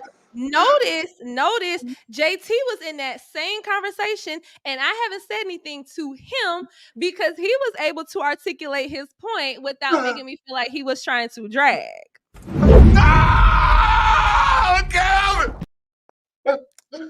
Oh my God! I gotta go back and watch that. I gotta go back and watch it now. Yeah, she gonna make me. I'm gonna have to go back and go watch it too, JT. Because I didn't think I was that bad. I have been much worse to the men than I have to the women. Yeah, I thought I was being sweet. Listen, it was getting late. Honestly, it could have been. It was getting late. We had been on that show for a long time. Yeah, it was a long time. We was probably all ready to go. Like, that really does happen. Sure. I told Teresa I'd pull up on him. I was pretty bad. I've gotten worse. Let me tell you this, J-Mac. J-Mac. Anybody who walks around, let me just say this, JT. Anybody who walks around with a tough topic podcast, we look at you with some thick skin. That's the name of your podcast, right? Tough Topics. It's hard to exfoliate that thick skin. She can't exfoliate. It's got to be soft. That's why she wants us to be nice to her. We just treated you accordingly. I'm sorry. You can give it as much as you can take it. You should watch that video. I'm going back and watch the video now. Also, to be fair, too, if the point that you're making right there is to say that with me having the Tough Topics podcast, you assume I have thick skin. There's a reason I don't do panel discussions on my show. I don't do where I sit and talk to other people while I'm doing my show. So if you come to watch my show, you came to watch me talk. So you didn't come to watch other people's opinions be all intermingled together. So you're scared of the smoke? No, I just don't have any interest in hosting that type of show. I come on here every now and then. I get to enjoy moments like that, but that's just not my style. We got you. I got you. You did, though, have a gripe with Passport Bros. That's how that conversation started, right? It's CBN. Right? Yeah, it started. That conversation started because you had an issue with them. I don't remember. I'm gonna go back and go watch it too. But I remember that was my reasoning for going at you, because it's like, how do you don't even have a dog in the fight? How do you have an issue with it? By being an objective observer to say that you. So here's the thing about I guess we're going there. So here's the thing about the Passport Bros. It's a movement. So like when you do like a hashtag passport bros, that's a movement, right? So there's people that may do a thing that don't consider themselves to be part of a movement. Like when Black Lives Matter was a thing, the Black Lives Matter hashtag, that was part of an organization that I personally didn't even agree with. Am I a person that believes that Black Lives Matter? Of course I do. But if I was using those hashtags and those talking points, it makes it seem like I'm a part of that movement. So when you say passport bros in these contexts, you're usually talking about the ones we see nowadays, where you have that young dude who is very infamous now for having gone live while he was, I don't remember which country it was, Thailand, Philippines, whatever, where he's literally accosting women, talking about like, oh, you know, are you going to be my girlfriend or something like that? And all I'm saying is, if that's what you're going overseas to do, then I just feel like whatever issues you are having with women here in the States is not because of the women. That's just because of you. If you're a man who is not, I don't know, who's not confident enough within himself to not be awkward. You know, that's just a talking point. You No, think that please, no, please let us, no, Let CBN, me no, think. Let me think. please let us have this conversation. Please Yeah. let us have this conversation. Because here's my issue with people who think like J Mac about passport bros, is that they specifically look to a certain type of passport bro. The majority of passport bros aren't Austin Holloman, and they aren't doing what he was doing in Brazil. The majority of passport bros, you have never even heard of them. They quiet. They move in silence. They have gotten married and you didn't even know. I watched a video today of a man who married a Colombian woman. Nobody knows his name. You don't know who he is either. And they just got married. A lot of these guys, it's typically the same thing that happens with you women. The 304s and the hoes are speaking the loudest for y'all, but they don't represent all of you. It's the same concept, right? The passport bros, there are bad apples within the passport bros. And I'll be the first to admit that. But the majority of passport bros are, number one, traveling for culture and experience. That's the number one reason why they travel. Now, I know that the guys that are on the YouTube space won't tell you that, right? But that's the honest truth. Anytime I travel and I have a trip planned for Argentina and I'm going to Colombia, I am not going for the women. Now, are they going to be a byproduct of my trip? Sure. But if I went to Vegas, guess who would be a byproduct of my trip to Vegas? Women. It would be no different. Okay? The other second part of this is too, is that there are guys who are going overseas and they are not coming back. These are also guys that you'll never hear from. They don't have YouTube channels and they're not on Instagram. They're too busy living the Filipino life and they're quiet and they're happy and they're peaceful. I know because I have a few that I was in the military with that have retired in the Philippines, or one, I just had a friend that was here for New Year's. He retired in Bali in Indonesia. He's not coming back. He's done. You won't hear from them. So what you're seeing is, in my opinion, an unfair representation of the passport bros. And unfortunately, those bad apples are speaking for the majority, and that's just what we have to deal with. Don't they call them a loud minority? Isn't that what they call them? A loud minority? They do. So Trey, if you heard, see, this is the thing people do, right? So if you heard me distinctly give examples of the type of passport bros I don't like, why then was your initial response to get, however you might want to describe your behavior, defensive, whatever? Why was that your first thought if it was clear that I was only talking about a certain type of individual? If I did not say, in fact, I'm usually the type of person to give those sort of disclaimers. I can't say for sure that I said that, but I can probably bet I can probably bet that I said, if you're a man who went overseas and you genuinely found love or genuinely were looking for love, when you got married to a woman over there or met with a woman over there, then why would I have an issue with that? But I don't think you said that. I'll go back and go look. We'll run the replay. I don't remember. She mentioned something because I made a comment after that. She did mention something to the fact, because I ended up making a comment from that point that she had made. Absolutely, she did make a distinctive delineation from that. So yeah, I I still got I think you just wanted. I think you just wanted to be offended, and people be like that sometimes. JT's statement. I distinctly didn't hear anything of the kind. I don't seek out being offended. Me either. So I don't seek it out. It's maybe I was. It's a simple thing that I think that there is a very interesting dynamic here in America. It's our country if you go and you go date women outside the country. Then it becomes our country. If a white cop shoots a black man, it's no longer our country. It's a very interesting dynamic. If men say they don't want to date women within the country, oh, well, you're leaving to go date women and you can't find women in our country. I'm confused. In my opinion, and I think you said this too, J-Mac, every man should be traveling and all men should be dating outside of this country. And you should try every flavor of ice cream so you know exactly which one you like. And the truth of the matter is that if you don't like overseas, you can always come back to America. The women ain't going nowhere. Majority of people that have passports in America only go 3 places. The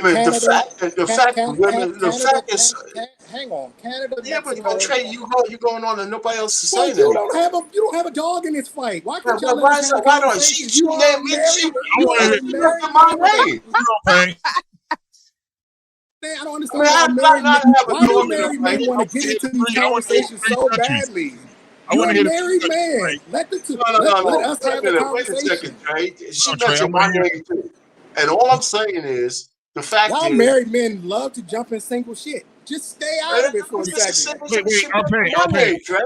I wanted to hear the 3 countries that Trey was mentioning. All right, I wanted to, because he said Canada. What was the other one? Mexico. And either a Caribbean place, somewhere in the Caribbean. That's most of the places. I've been in Canada, and I ain't never been in a Caribbean place. And you are absolutely Jamaica. I'm telling you that's the stats from the passport office.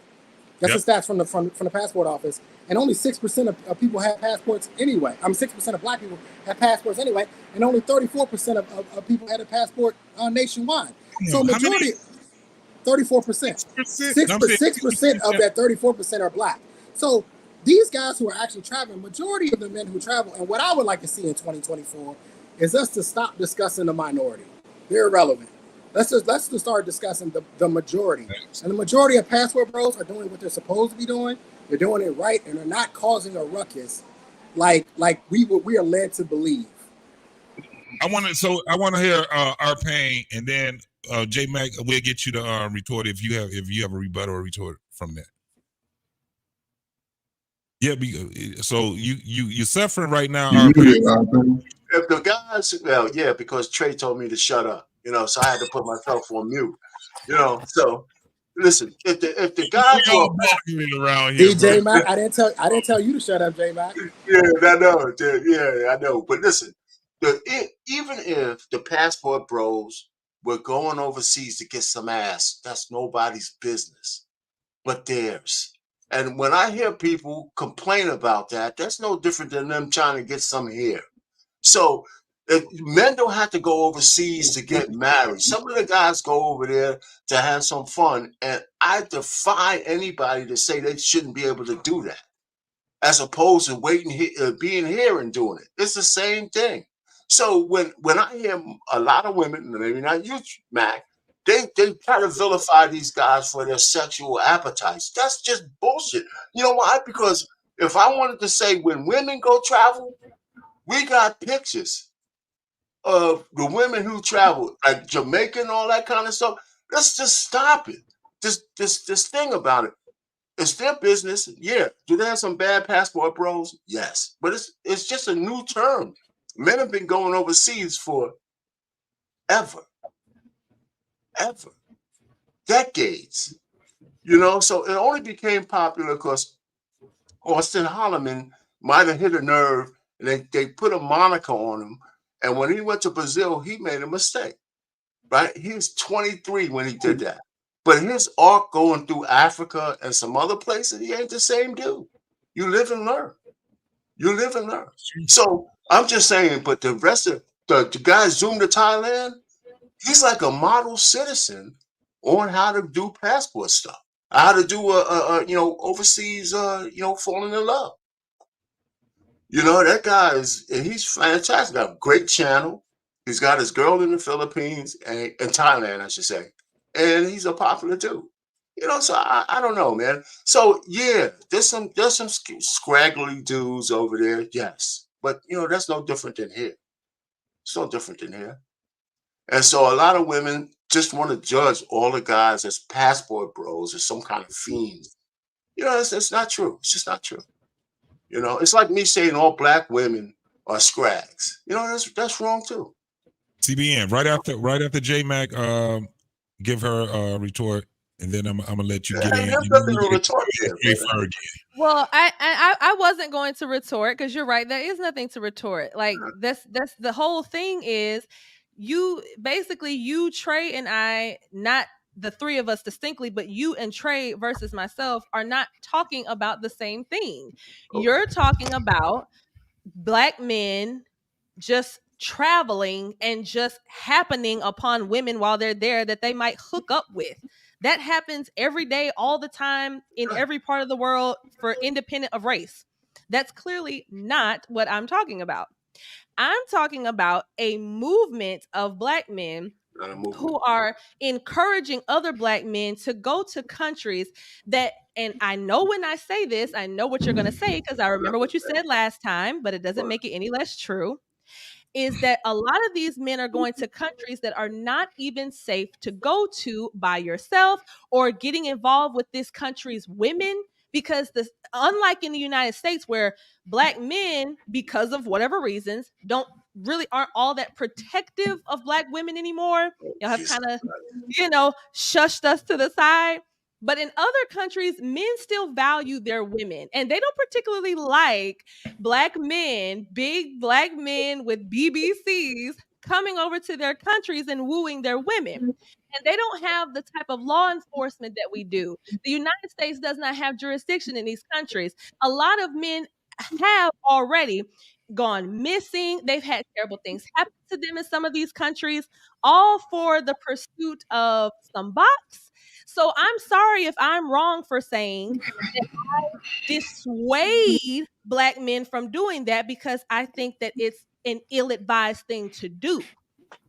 Yeah, the only thing I would say is that you're mischaracterizing passport bros by putting them in the box that you want to put them in. You got a couple of guys who are idiots, and you're calling them passport bros. And the way you say it, you're generalizing all the dudes are going over there. There's no distinction in what you're saying, because you don't have to call them passport bros to say some idiots go travel, don't get into the culture, and they do stupid stuff abroad. There's too many. You know what? The term ugly American didn't just go for no reason.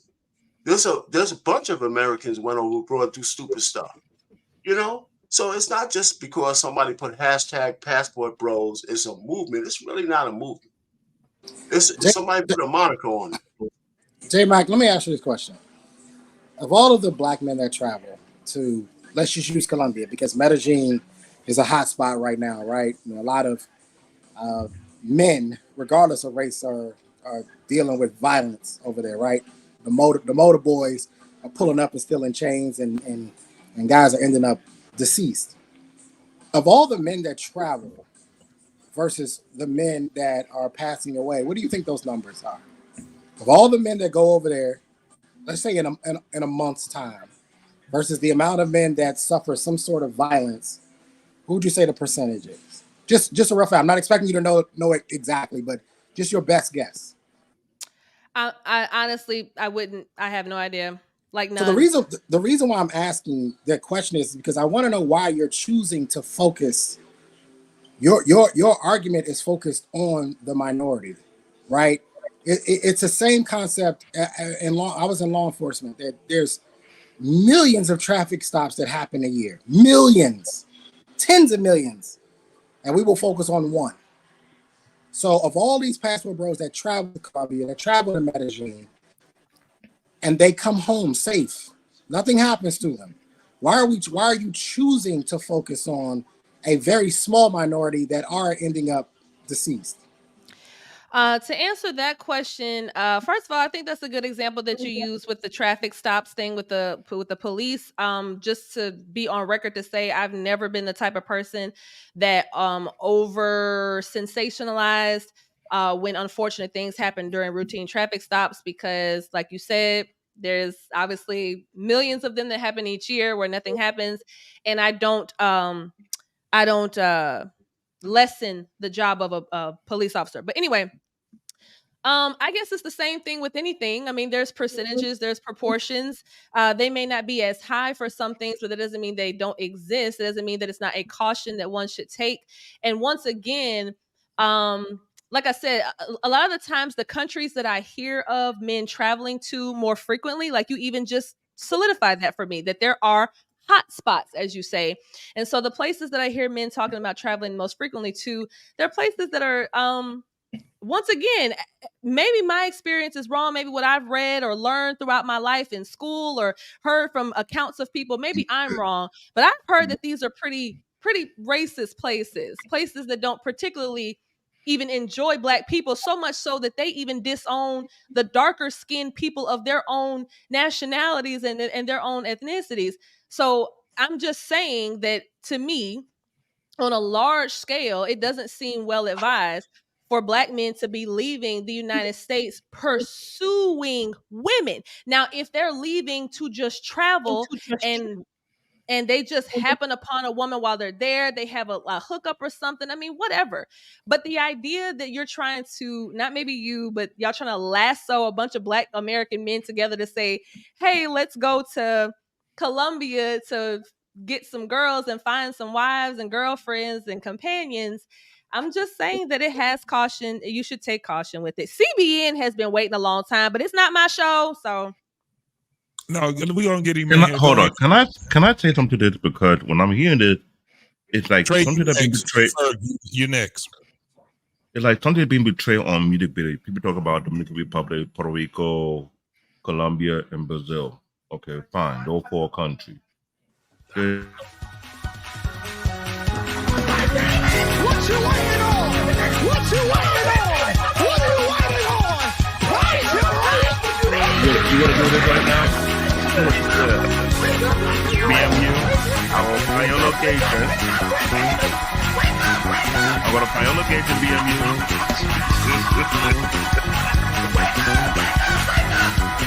It is all good. New year, new target. Don't worry, BMU. I will flip your house coming after you. Anyway, you have a Black community. Like I was saying, I know. We have a Black community in Japan. There's a guy from my country who do a show for the past couple of years about a Black affair in Japan. I see a lot of nationality in Africa. I got 2 passports. I've been around the country as a young kid. I get it, I understand it, but what I don't comprehend when I see women on social media talk about passport bro this, passport bro that, but when you make movie or like Killer got her groove back, then you turn certain location at the vacation spot to get your what on. What's the difference between those two compared to the guy you say they're going out there to get women? I talk to JT, I talk to Manza, I talk to people who've been out the country besides me.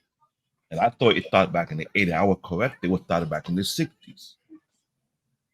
A lot of these young knuckleheads who go on social media, I'm talking to not you, J-Mac, I'm talking to all the dumb females, never been out of this country long enough to know about all these other communities that have been existing for more than 2 decades. The reason why they run them out is because they're no good to begin with. They're a piece of trash. They're a throwaway. They're not gonna go be recycled. That's the problem they have. And to get a passport, Trey noted a passport is not cheap. For one, I have 2 passports. They ain't cheap to afford. So why are they talking about all these passport bro this, passport bro that? Some of us travel for business. Some of us got business in other countries. You have to go back. So those aren't the men that I was talking about, though. I get it. But when I see these things, I have to laugh because I'm thinking They had to be the chicken head who did not pay attention to class, who dropped out of school. They got knocked up a couple of times. They picked themselves up, and now they got an issue with man who want to walk away and find someone better, who is peaceful. That's my take on this, because I'm not gonna lie. Outside this country, American women are not like, to be honest. I live in the country for 7 years, and I see firsthand they don't like American women. They just don't. So when they talk about path for growth, you just talk about how can you protect yourself as a black woman or as a woman when you're outside the country, when you consider to be the most hated. That's the question you should be asking first. I'm to be So, honest. Come on, so Trey. I don't want to be like a powder keg, but I do feel like me making this statement might just do that. But I'm actually being genuine when I ask. So I am a young lady right now amongst 1, 2, 3, 4, 5, 6 men on this panel. I don't mind that. So, but I do realize that what I'm about to say may be, you know. So in other countries, these women that you enjoy so much, right, because of the culture, right, you enjoy them because they're culturally different. Their environment breeds a sort of unforced femininity from them, submission from men, etc. How do you think those women ended up that way? Like, is it not reasonable to suggest that those women are that way because the men of those cultures have provided, whether it's the structure for it, whether it's forceful or however, by hook or by crook, those women are a product of those men. So is it not safe to say that here in the States, if you're a black man and you so loathe the average black woman, is it not fair to ascertain that it's probably because you have not done that same type of molding, structuring, whatever it is that would breed your women to be like that? Why is it your women that's so bad, but the Asian women are fine? The East Asian women are fine. The Latin women are fine. That's a false This is very simple. This is very simple. No, this is a very simple answer. It's a very simple answer. The reason why the women, while there's a difference, is because you, as an American woman, you can accumulate debt. And by you being able to accumulate debt gives you an air of independence. In other countries, they don't have that option. So the reliance is still on the man. That's why. So here, you don't need a man if you don't want one, because you can go get a house. As long as you got a job, they'll work it out, right? Most people go get a car. They don't ask how much the car is. They just say, keep my car note under this number, right? That's the reason why. Whereas if you go to Colombia or certain places where they don't even have a credit system at all, and if you decided to take out a loan, the interest rate is 25, 30% to deter you from getting a loan. These women have to revert back to the traditional sense of, I need to go find a husband. So because they have to go find a husband, the culture is different. And because they have to go find a husband and the culture is different, the women within that culture teach the younger women how to be better wives. A lot of these women are literally raised. They are literally raised to be wives. And it's because of an economic system at the end of the day, which is something that a lot of people don't want to talk about. The reason why J-Mac can be J-Mac is because if J-Mac wants to go do something, she can call up a bank and say, hey, I need $300,000. Here's my collateral, and you can rock with it. I don't Yes, sir. disagree. I'm glad that you made that point. I think that that's a good answer to my question. And I think it also proves, though I've never heard you dispute this, Trey, but to some men I've heard dispute this, it proves that men, one of your good qualities or characteristics is your ability to provide and to have provision. He literally just proved that the women in those other countries who are so submissive, so friendly, so feminine, whatever characteristics you're attributing to them, It's because the men there literally provide roofs over their heads and make sure that they have sustenance. So I think that that just goes to show that we got to stop this whole, oh, you know, women shouldn't look to men for provision. Like, that's No, but, why you might be in the but situation you're in. hold Trey on for a Ferg. second. Let me just say this real quick. First, Trey, that was a good one, right? But the guys who, the majority of men looking for women in those other places is because their culture raises them to be wives. So they're not saying they want these women because they want to provide for them. Matter of fact, their money goes further when they're overseas in a lot of these places, right? So if a man can go to have a passport, can go overseas and make a and live over there, that means he has a little bit of money to do that. It's not free. So when he finds a woman, the number one thing. Hello. I Our think pain you frozen. froze our pain. Come on, Trey Ferg. I know you've been waiting, sir. So Ms. J Mac, you know, I don't know you, and I really appreciate you coming Yes, on I'm here happy. and shining some bright light. You know, I got tired of looking at these roughneck dudes, but to bring a little context to what you're saying, and I'm just speaking in reference from a passport bro. We can go back to the World War, where brothers were introduced to overseas life on a greater mass than any time. And a lot of those men then, you never heard about it. They were just traveling, establishing their families. Some may have stayed, some may have moved back to the States. Now, as we transition more, guys, you know, it's part of our nature to explore outside of our normal setting, our comfortable setting. But even then, most men that go over there, a lot of times they may have gotten introduced to it while they were in the military, or they had a family that had the resources to take them on those type of trips. So when you go, you're getting exposed. And coming back to America, we all know who most sisters' big brother is. That is big brother government, who provides you sort of these loopholes so you can not really be under the covering of a man. Most of those countries, that those women's covering are men. They're not able to move freely within government, hold office, move around. They have to be with the covering of a man. And you see it in how they even cook.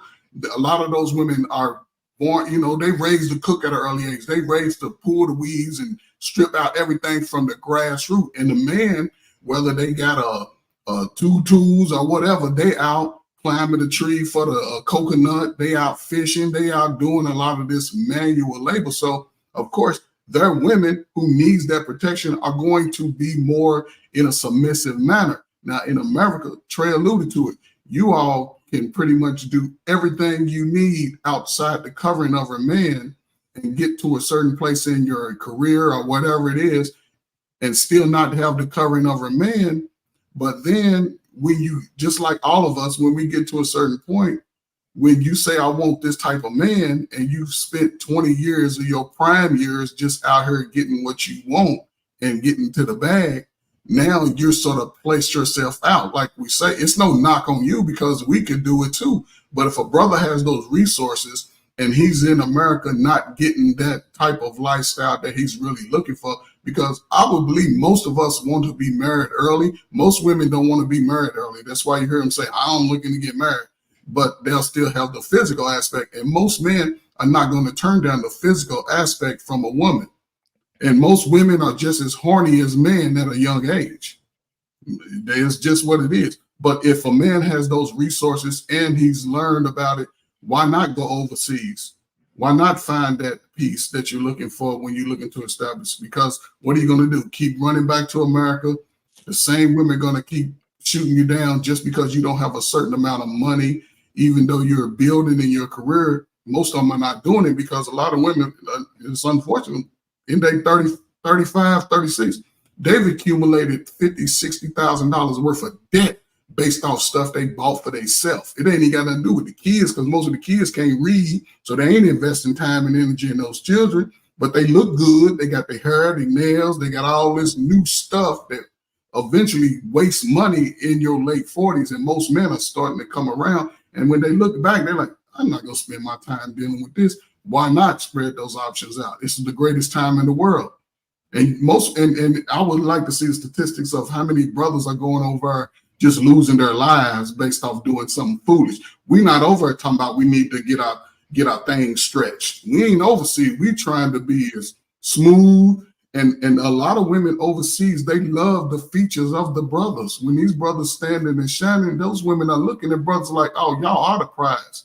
But sisters, y'all got the covering of big brother government, because you can leave and get your own place and just, and men can do it too. But I think it's a cap for African-American men in America. It's a cap. You're either going to go to college, go to the military, or work a Ford Motor Company, UPS. But that's a limited option. And then you got the women saying, "Oh, I make more money than you, but we ain't go to college to accumulate $100,000 in debt. We worked this job before. We worked these jobs and built up." But the women are like, "No, we want it right now. We want everything to make us feel good and have fun right now." But at the same time, look at the state of the young man and the young woman that being raised in these homes.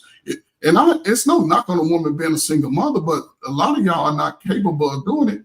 So why not just give him to the daddy that you don't like? If he's a hardworking guy, let your 12-year-old boy, when his school sack separate from his body, go to his daddy. And but look, you said something that was poignant, and I want to go back to it. You said a lot. Damn, boy. Y'all motherfuckers. Because we messed up out here. Oh, wait till it's my turn. Right. I'm about to swing it your way. But you said something that was very poignant. You said most men wants to get married when they're younger versus when they're older. I tend to agree with that. Reason being, because I'm older and I'm still single, right? Not still single. I was married. 10 years I was married. Got married at 22. Even when I look back at it, that was the best time for me to get married. That was the best time for me to build something. You know why? Even though we're not married, we kind of like best friends. We knew each other since we were 15 years old. We got married at 22. And she went to college. I went to the military, right? When I look at how we got married versus how I'm trying to marry out here, it's way more difficult, right? It goes to this whole thing of, where did this passport bro shit come from? Just being at a point where you just say the world is your fucking oyster. Whatever happened to that? Where we just, I think I'm just too old to be subscribing to Red Pill and Manosphere and all this crazy ass shit, right? I just perceive that shit. I gotta say that. In this passport bro shit, when you have been in other goddamn countries, and if you've been in multiple and you've traveled, you have a different outlook on it. The world is your fucking oyster. Most people, I be hearing these goddamn panels, man. Most of these motherfuckers been dating and trying to marry women that's in like a 5-block proximity to where they at. They were born and raised, and they're still living in the same proximity at the same time, right? JT, they've studied this. They've studied that most people don't leave a 50-mile radius of where they grew up. They already studied it. Right. So what it is, my whole thing was this. When I first started doing this shit on social media was, I asked a question. I had a group on Facebook, and I asked a question to a bunch of people that was my age and probably a little bit younger. And I asked them, what's easier, to be married in college or have a baby in college? Do you understand there was way more adults, women and men, that were saying that it was way more easier to have a child in college than it was to be married in college? That blew my mind. I asked another question a week after, and I asked the same type of group, and I had about 500 people in this group. And I asked them, I said, what is the ideal age that you would tell your child to get married? Do you know that the majority of the people said anywhere between the age of 35 and 40? The majority. When you're talking about, and I asked him again, another question. What is the ideal age to get married? Do you understand that these motherfuckers was talking about 30 years old, 35, 40? We screwed up here in America, y'all. And this was probably about 9 years ago, 10 years ago when I asked this question. If you ask this question the same way, I guarantee that you're going to get almost close to the same answer. It is way easier for us to create a relationship with someone when we're in our youngest, in our 20s. Does that mean that you go overseas? And I get what J Mac was talking about. If your whole primal thing is to marry somebody, to go out there and try to marry somebody on the premise of just because there's no good women over here in America, then you ain't really looked around in. You're gonna find somebody that you can rock with anywhere in the world. I guarantee it. I don't give a damn what the color is. I don't care where they come from. You got somebody that can rock with you, but you got to do the work. Most people are not trying to do the work. They're not trying to do the work. That dating shit is not, you don't take it, a lot of people don't take it seriously. They don't take it where they're saying, okay, this is the foundation of me building a community. That's why, you know, I tell people, a whole lot of people, it's no fucking black community. Quit playing. A community is where you make it. That's what it is. And if we keep looking at ourselves, because if you say it's a black community and you hear people talking, the same people say it's a black community, those are the same people that sit back and say, then black people are not a monolith. If we're not a monolith, then why do you keep calling us a black fucking community then? How about just creating a community? Love who the fuck you want to love. See how we gonna deal with each other. How about doing that? I just think it's asinine to sit back and think that we are separate in America than anybody else that's in America. I live in a community, and I don't stay too damn far away from Detroit. And my community is diverse in ethnicity, not just race, ethnicity. You see a whole bunch of people. You can go 2 cities over from where I stay at right now, and you will see people that are with each other. They don't look the same. Tommy Sotomayor said this. He said, you know the difference between a black woman, a black fat woman, and a white fat woman? You know the difference between those two? It's because the white fat woman knows she's fat. Bullshit. Bullshit. You know what? Trey, did you get a lot of spankings when you were a kid? Oh, yeah, I got my ass whooped all the time. Yeah, that ass whooped. All the time. Listen what I'm saying. And it didn't work. Come on, man. It didn't Whether work. you agree with it or not, listen what I'm saying. Whether you agree with it or not, I didn't say if I did. I just understood that the shit made me think. The difference with the two cultures. You have black fat women and you have white fat women. I guarantee the white fat woman is going to understand that I'm fat and I get what the fuck I get. Now, it is changing, Trey. It's changing because the generations they're mashing together. You know why? Because it's not that whole black and white shit no more. When you look at these Z's, you got all of these women that's sitting back and they don't give a damn how ugly they look. They don't care how fat they are.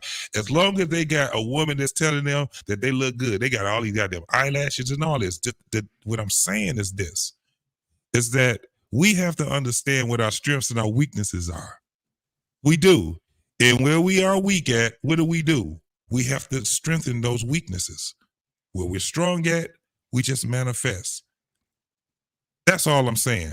But when we're talking about this shit right now, man, listen, I'm telling y'all, we got to cut this shit out when it comes down to staying in this community type of thing. If you ain't built a community, what the fuck are you talking about? If you don't have a community where it starts with that woman and that man, that's the foundation. That is the foundation. Then you have the children. And then the children have children. And then they have children. This is what we have to do. And then we teach each other are, you know, things that we've learned.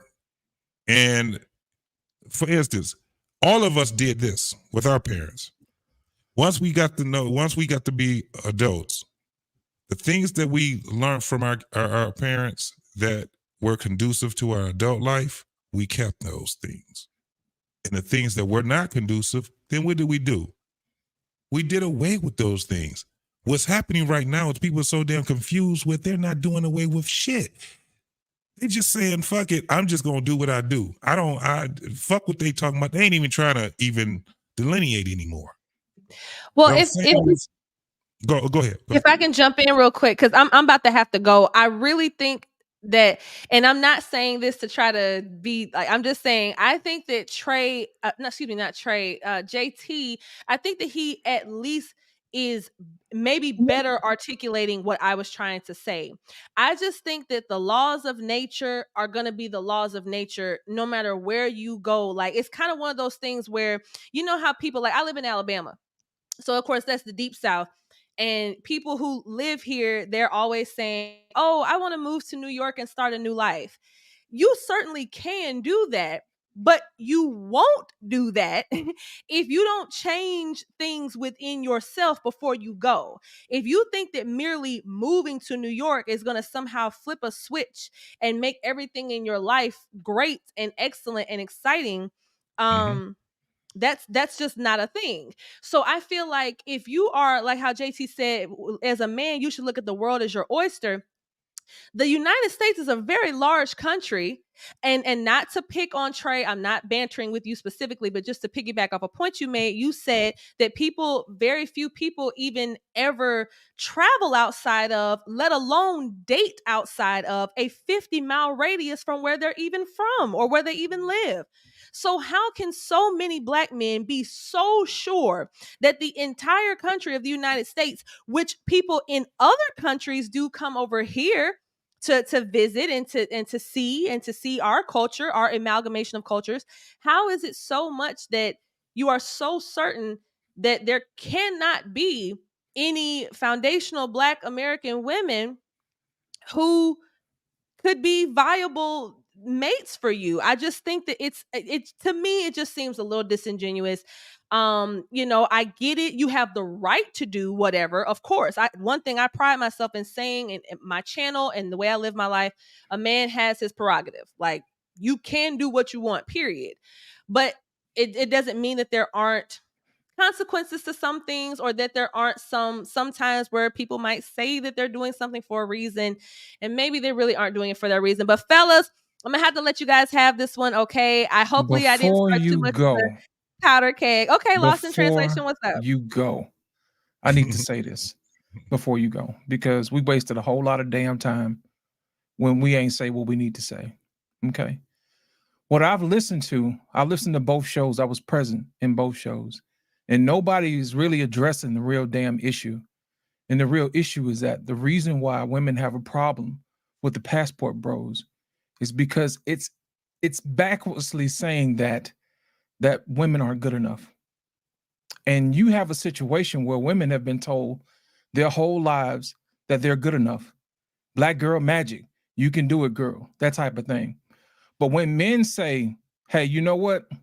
This is not really what I'm looking for, because you haven't heard a thing that we said. You spent decades taking a dump on us. You've done this, you've done that. Every chance you've gotten an opportunity. Let me finish. I'm just telling you, you got advertising, you got a whole arsenal of advertising, dumbing down men. Every time you have a commercial, men are made to look stupid. Fathers are made to look stupid. You know what I'm saying? You don't have that in other countries. Now, here's the thing. Whenever something doesn't serve you, you go somewhere else. And you shouldn't fault those guys for doing that.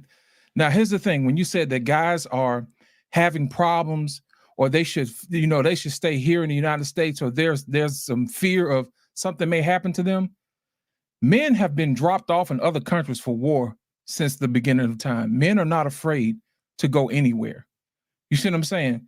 Not only that, our business practices, just as regular people, will tell you that we will send stuff overseas to get stuff done if it doesn't. I'll give you an example. Apple has all their computers and phones and all this stuff made in China. You see what I'm saying? Overseas. And now they've actually opened up business in India because they're having a problem with China. China doing some things that we don't agree with. So Apple says, you know what? Since China, you're not doing what you need to do, we're going to go to India. How come nobody is fussing at Apple and says, bring those damn jobs back to America?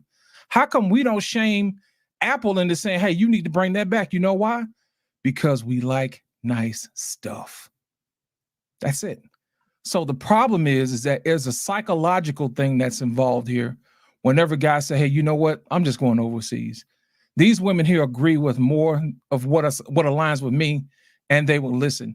The problem is that our women like to do things as projection. They like to deflect instead of answering the question or addressing the issue and says, hey, I would like you to this, and I would like you to that. No, you don't really want that. So you spend more time deflecting instead of correcting, because men will actually correct themselves. If women say, hey, go out and get a better job, guess what men do? They go get a better job. If men go out and they say, hey, you don't have a house or whatever, guys will go out and get a house. If a man asks a woman to drop a few dress sizes, next thing you know, you body shaming. You know what I mean? And if he doesn't like the way that you look, oh, it's colorism. You know what I mean?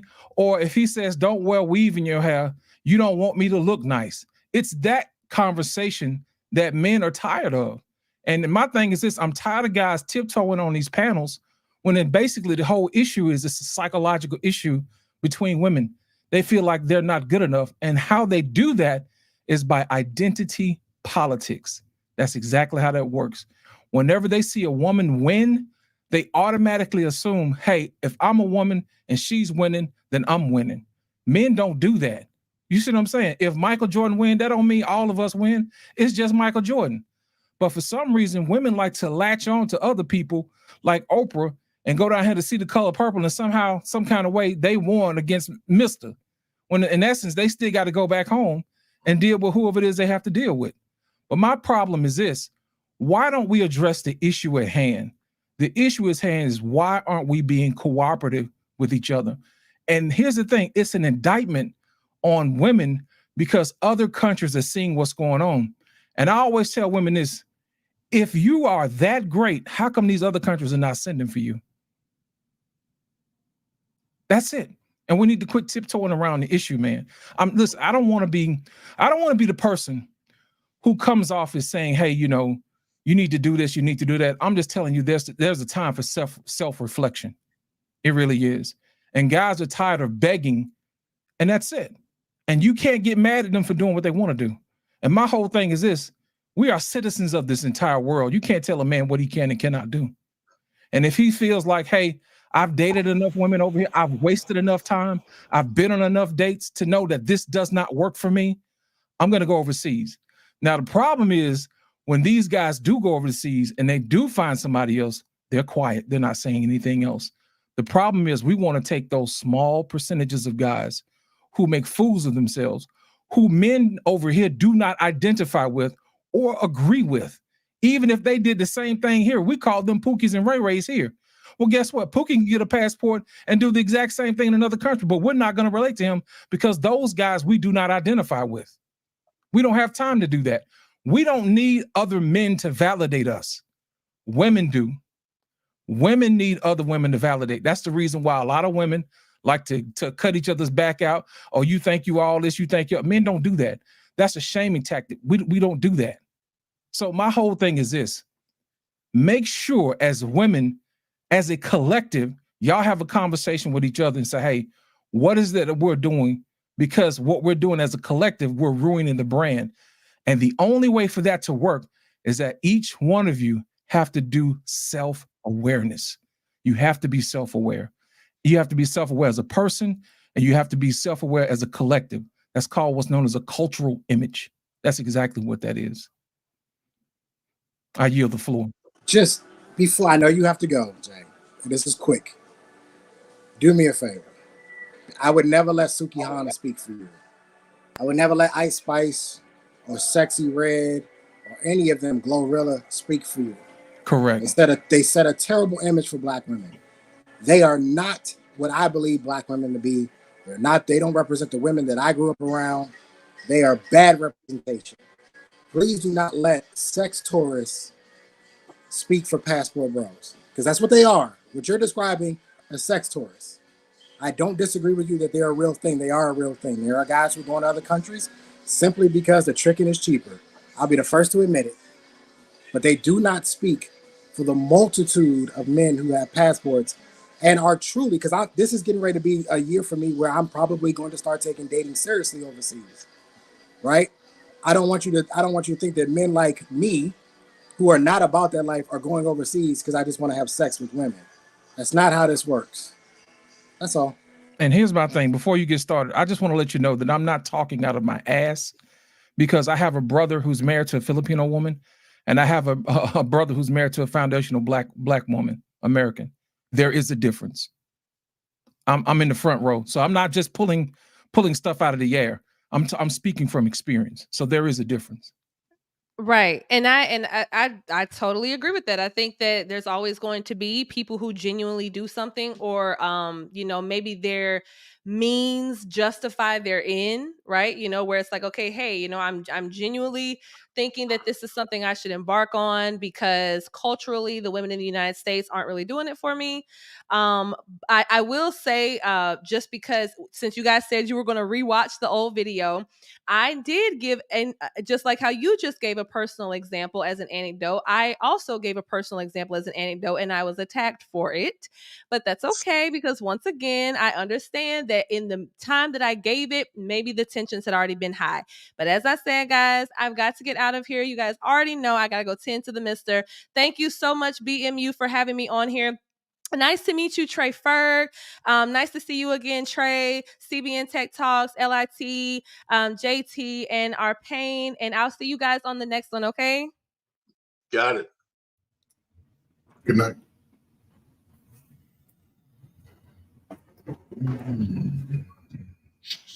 Ooh, Trey, I like what you did.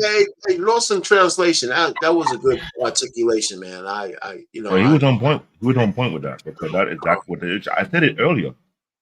I said living outside, that's what's being pushed out there. No one like America to talk about the nature, their culture, the demeanor, how they carry themselves.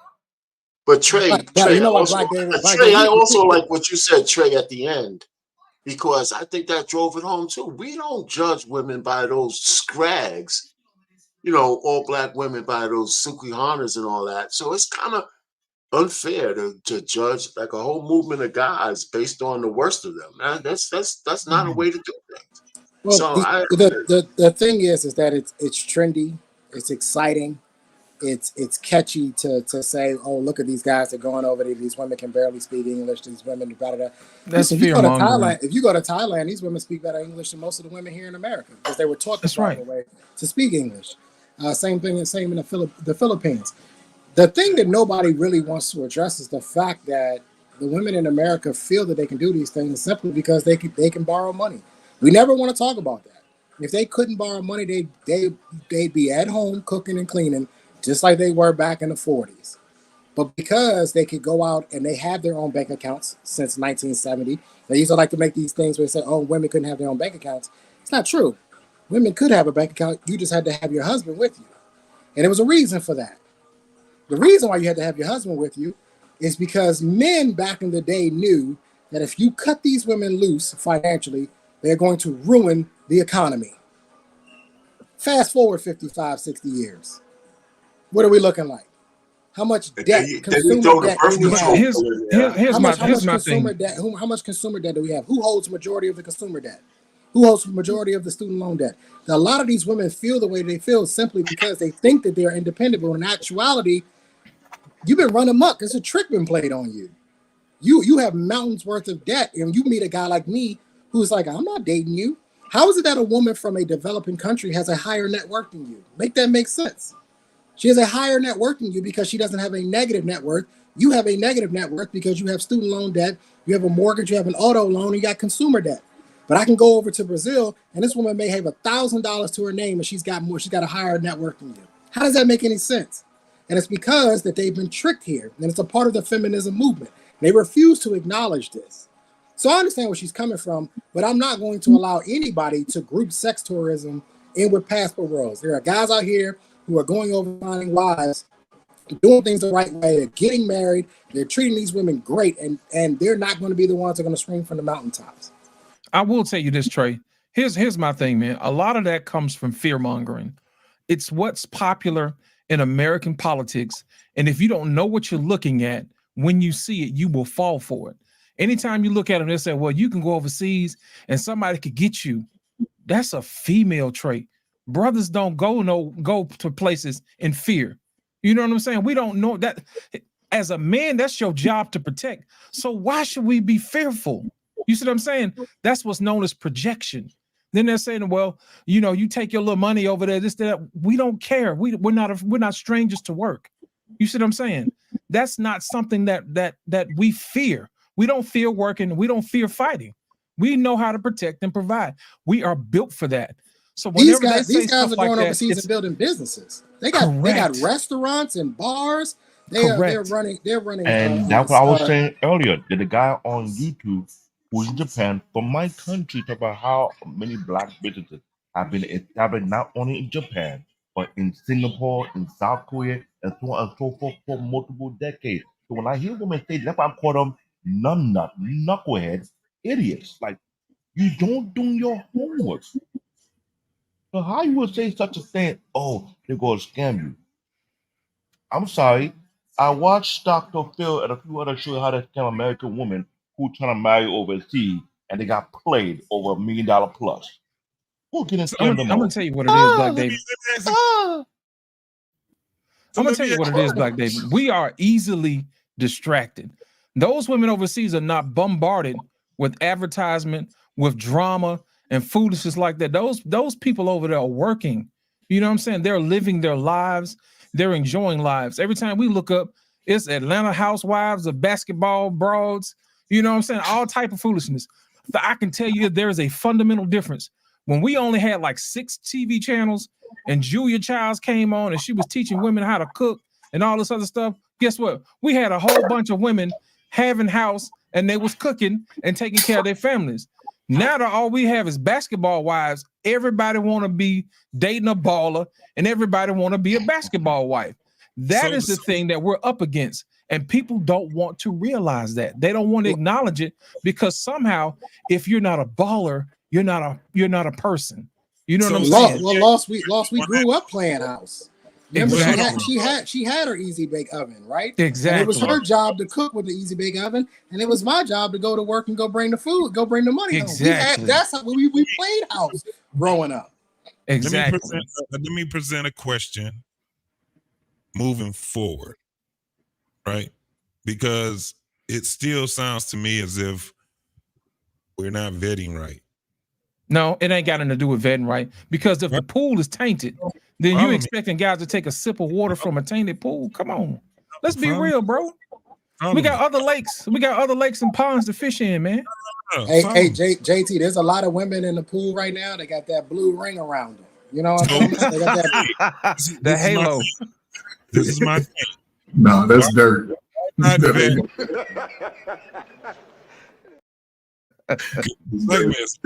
Why not vet a lot more strenuous? And I say this, and Trey, you probably heard me say this on other panels also. Why don't we just check their fucking credit score, man? No, you're right, JT. You are absolutely right. You're absolutely right. Better yet, show her your bank. Let her see. Have her show your bank statement. Your credit. Your credit score.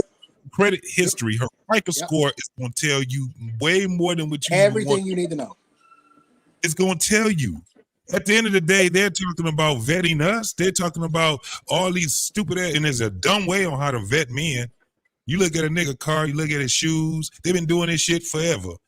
You look at a motherfucker going to take you to a goddamn restaurant and shit like that. Nope. All we got to do is simply say, listen, I need to see your credit history.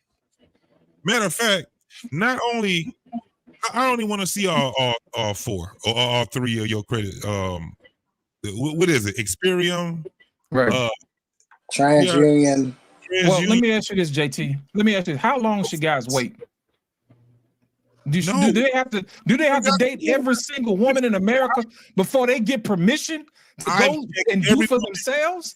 No. I've checked every woman I'm talking about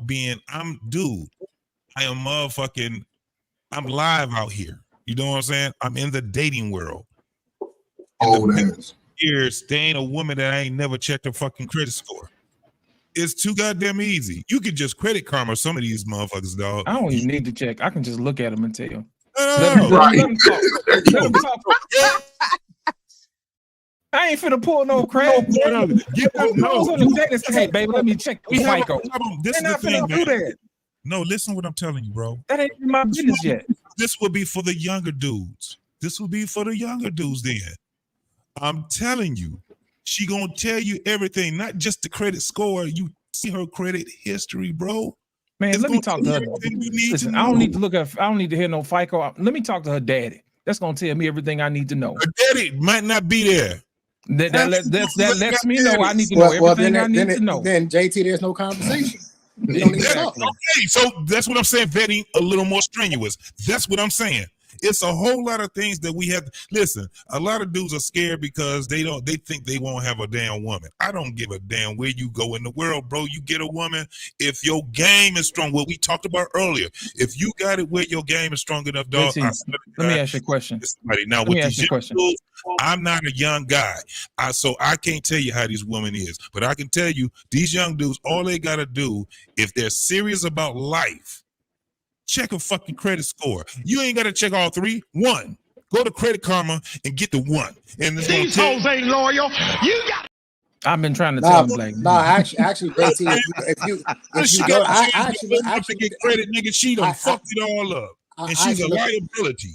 I actually looked at mine today, JT. You don't need to actually look at the individual score. There's a sheet that shows all of the debt, and it's broken down by categories: auto, home, school. Tell her to bring that sheet. Just bring me that sheet that has all of your debt listed, because that's really what I'm trying to find out. I'm trying to find out how much money you owe. You bring yours, I'll bring mine, and we'll go. They're not doing that, gentlemen. They're not doing that, gentlemen. I'm not saying that they're doing it. That's why these motherfuckers is failing, because they're not being strenuous when it comes down to dating. They're not. You gotta change the game. What you gonna keep doing? The same old ass shit that was done in the 90s? Hell no. I'm about to start checking your motherfucking credit score. Let me say this. When I hear you say that. Hold on, CBN. You can't check. It's like, I wish we had a chance where we can do a vag fax, right? Check how many motherfuckers you done slept with, but you can't. The next closest thing to that shit is to check a freaking credit history. Fuck the score. The history, because the score, you don't even want to see what that shit look like. That motherfucker look like a goddamn 60. Either man, welcome to the show, sir. Welcome to the show. Thank you for coming. JT, you're so wrong. That was one of my old jokes. I don't want to say that no more. I came to tell the truth, nothing but the truth. So help me God. Thank you. I'm going to go ahead and tell y'all the truth. A lot of dudes like going overseas, because overseas women are easier than American women. I know some of y'all guys don't want to talk about it, but when you go to the Philippines, it's a lot easier. When you go to all these other different countries, I know we think that we know for a fact that they daddy protect them and we can't touch them.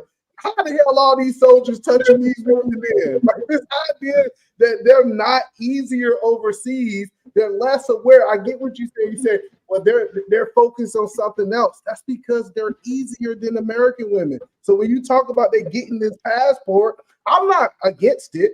I feel like you can have sex with whoever you want to have sex with. I ain't the type of person that's gonna tell you who you can and cannot have sex with. That's not me. But it is a lot easier. I can manipulate them because American men typically move 10 times faster than women overseas, and they can manipulate them at a high level. Let's be honest. Either man, let me say, you said it was a lot easier overseas, right? Is that what you said?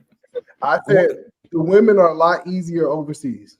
Okay. You fat, bald-headed, no-neck midget. I sentence you to 3,000 lashes for conduct unbecoming a black man. Listen, you said that like that's a bad thing. You know what I'm saying? No, listen. How come men can't have it easy? We got enough. We got it hard enough as it is over here, man. I'm not knocking it. Listen, I'm not knocking it, but it have nothing to do with the women how they're currently moving in America. Because what we see is when a large group of passport men go somewhere else, what they do is they convert the women to American women. What we see in Colombia right now is the women starting to move and act like American women. They're starting to be driven by the dollar, and their morals, characters, and culture is going away. Are we disagreeing with that point? They're not. Eat a man. Wait a second. You know what? I hear what you're saying. I'm not even disputing. Right. But are you trying to say in America, where the women are more promiscuous than ever, that the women here ain't easy? Are you out of your fucking mind? Are you crazy? Women are fucking like crazy right here in America. And they, so for you to say that the women are fucking, you know what, the women over here, they might be easier. They have more culture. They still have social mores to lean on. And it depends on what country you're in. You ain't just fucking some of those women. They still talking to some of their, you still got to meet some of their fault. So for you to characterize the women, you just sound like some of these chicks, man. To say these women are just hoes, and that's why the guys are going. I mean, the women because it's not are true. fucking like I'm crazy. laying the plane so we got a conversation. No. You said you took 2 minutes to say. Let me take a couple of minutes to say what I want to say. But listen, Lane, go ahead, man. Go ahead. The point that I'm telling you is, when you talk about the guy that's making 100,000, everywhere's easy. But I can take a dude that's making 30,000. Hold on, listen. I can take a dude that's making. Let me land the point. I'm gonna let you. I didn't say anything, brother. Go ahead. I know I trigger y'all when I come on these panels. But what I'm telling you, R-Pain, I can take somebody who made 30,000 and drop him in the Philippines, and I can tell you it's gonna be a lot easier for him to get poutine here in the Philippines versus in America at $30,000 because he's still. You arbitrarily took 100 grand, right? Some guys go over there because the money goes further. So how you gonna make that into a fault? The fact is that so you're taking the fact that a guy is stretching his dollars and turning that into a negative, and because that could be precisely why somebody wants to go overseas, because the cost of living is cheaper, and that doesn't make that person any more or any less immoral than anybody else. I mean, what are you talking about? Why are you making that argument? I didn't make that argument. You just made the argument. That he was immoral. Listen, see, this is the problem. We don't listen to what people actually say. That's the thing you're talking about. We don't listen to what people say. I just said if a guy, it's easier for him to go overseas to be able to mess with these women because it's easier to impress them. Making the word easy into something negative. That's what you're doing. That's what you're doing, though. That's exactly what you're doing. Man, like everybody. Hold on, R-Pain. Let me get him. Hold on. You said that it's easier for men to go over there and mess with these women. That is a negative connotation. No doubt. It is projection with the premise that these guys are going over here being evil and have evil intentions. That's a disingenuous conversation that has been injected with sophistry, as we say over here, and that's the reason why these conversations get convoluted.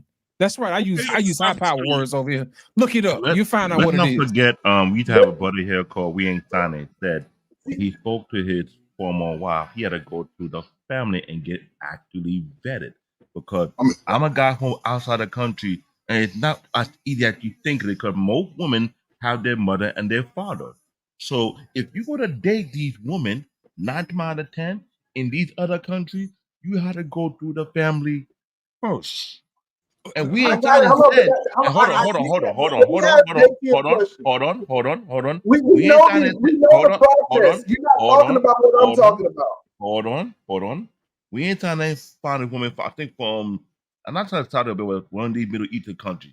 He said, and I quote, he almost got disqualified because of the simple fact he's from a single mother household. But that's a small group of men. See, man, let me ask you a question. Hold on. Let me make this statement first, and then you can ask me whatever questions you want. JT, if you really listen, don't it sound like they just here to disagree with me because they said They're even saying in their own words that American women are harder to deal with. And I say, hey, they're easier to deal with. They're easy to get along with. They're easy to get. Then they try to get mad because they try to say I'm being disingenuous. A question to you, JT. Do you feel like I came? Come on, JT. Do you feel like I came to be disingenuous, or that's just a YouTube talking point at this point? Are you out of your fucking mind? Are you crazy? Either man, first of all, that leap that you just did was incredible. You left out a whole bunch of stuff in the middle and put it together and made this big, huge shit sandwich. Let me explain something to you, man. What's the difference between a guy getting coochie in Nevada at the Bunny Ranch than him going to Thailand? What's the difference? I can tell you the difference. I can tell you the difference. I'm about to say, go ahead, JT. I can tell you the difference. For one, it's not what either man is saying. It's not far fetched, dog. It's not far fetched. I'm gonna tell you. I've been about 7 You gonna countries. answer the question? What's the difference? Bunny Ranch or Thailand? What's the difference? Yeah, I'm gonna tell you the difference. In Thailand, it's way more easier to go ahead and get you a goddamn woman than it is in the Bunny Ranch, because you got to spend a lot of goddamn money at the Bunny Ranch for one to get your whatever fulfilled. When you go overseas, it is not what a lot of people are saying. There are a whole bunch of damn single goddamn mamas that's overseas. I don't give a damn if you in Europe, if you in Thailand, if you over anywhere. It is not hard to find women. It is not, and it's way more easier over there. For whatever reason, it is. He is not being far-fetched, bro. At the end of the day, he's being far-fetched. He's saying he's being disingenuous. I'm not being. I don't understand. I don't understand. I got a second part of this is an argument. Hold on, I got a second part of the question, man. Either man, you're right. You're right. Either man, you're right. Here's my thing. We're acting. You're right. We're acting like the women overseas. The women overseas are easier. Guess what else is easier? My dishwasher makes washing dishes easier. I drive an automatic versus a manual because it's easier. Everything I like making money. I invest my money in the stock market and dividend stocks. Why? Because they pay me every month because it's easier. So you're absolutely right. I don't want to have to deal with difficult women. And the most difficult women, hang on. I didn't interrupt you. The most difficult women are in the United States of America, and I don't want to deal with them. So you're absolutely right. We're the easiest women at. Point me in that direction. I don't understand why y'all even having an argument with him about this. He's right. He's absolutely right. That's why. But it's not. It's not a shaming tactic. It's not working. It's weak at best. It's weak. So just let's move on. It's weak. So I'm not going to go. This is what I'm saying, because I'm gonna still stand on what I was saying earlier. The world is your oyster. I'm telling you, it is just not. But what he's saying is not far-fetched, bro. It's not. It's not. If you go overseas, man, it's not as it is crazy how we're looking at this. We're looking at it as if we're going to a different planet. We're not going to a different fucking planet. There are different things that they look for overseas in different countries than they will over here in America also.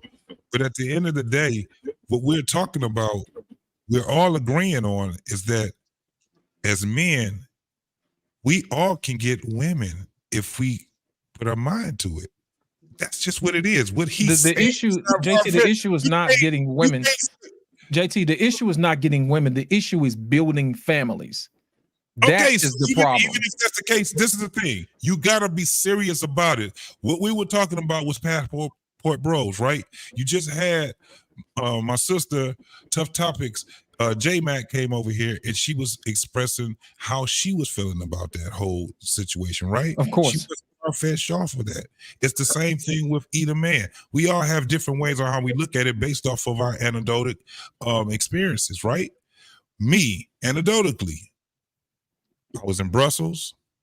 I was in a shitload of cities in Germany. I was over in Hungary. I was over in, I've never been in Asia, but I even been over in Africa.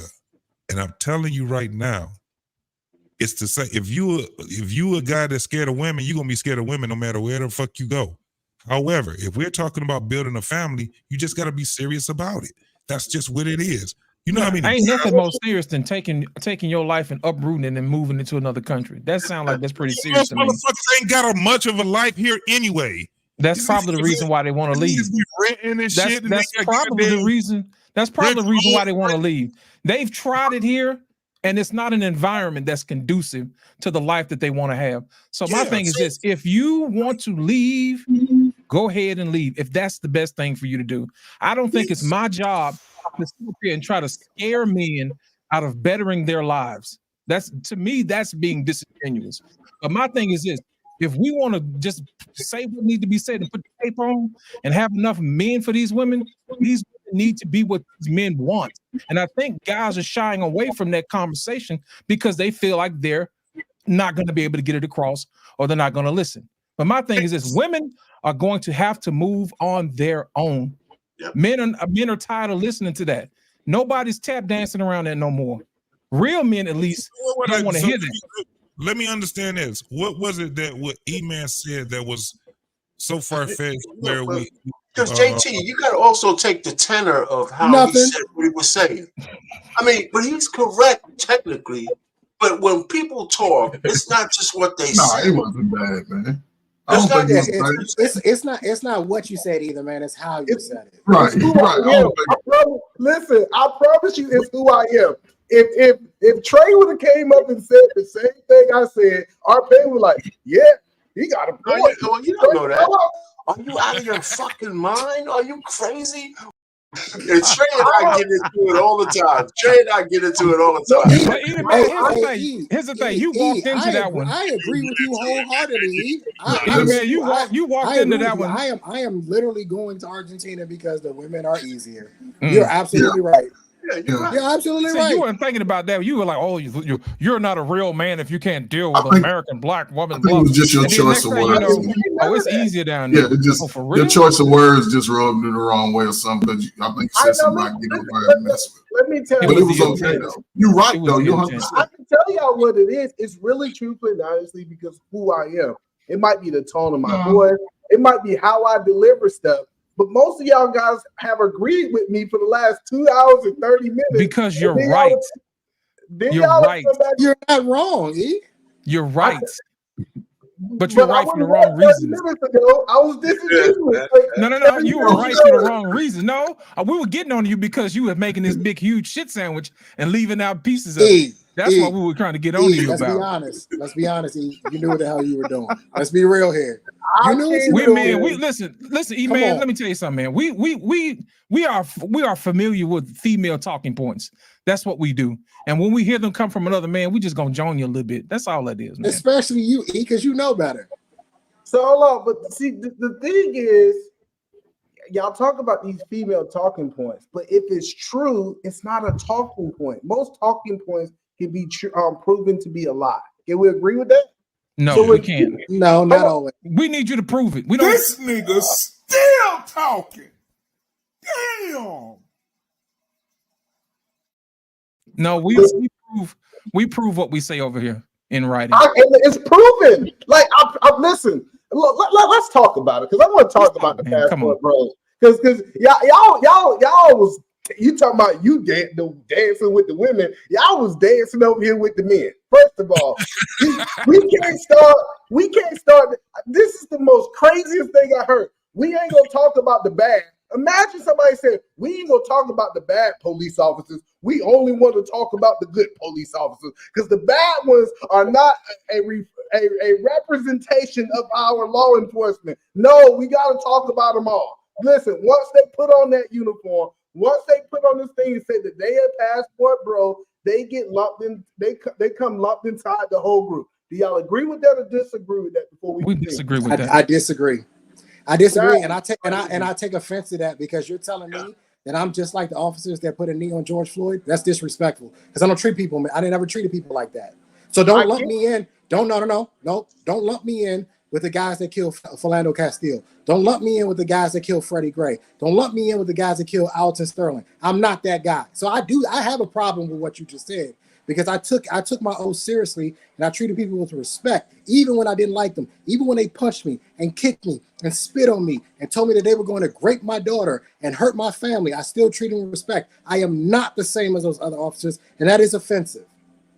All right, I'm glad that you feel that way, but we still got to say that they are a representation of the police department. No, now, we can't do they're that. a representation of what you want them to be a representation of.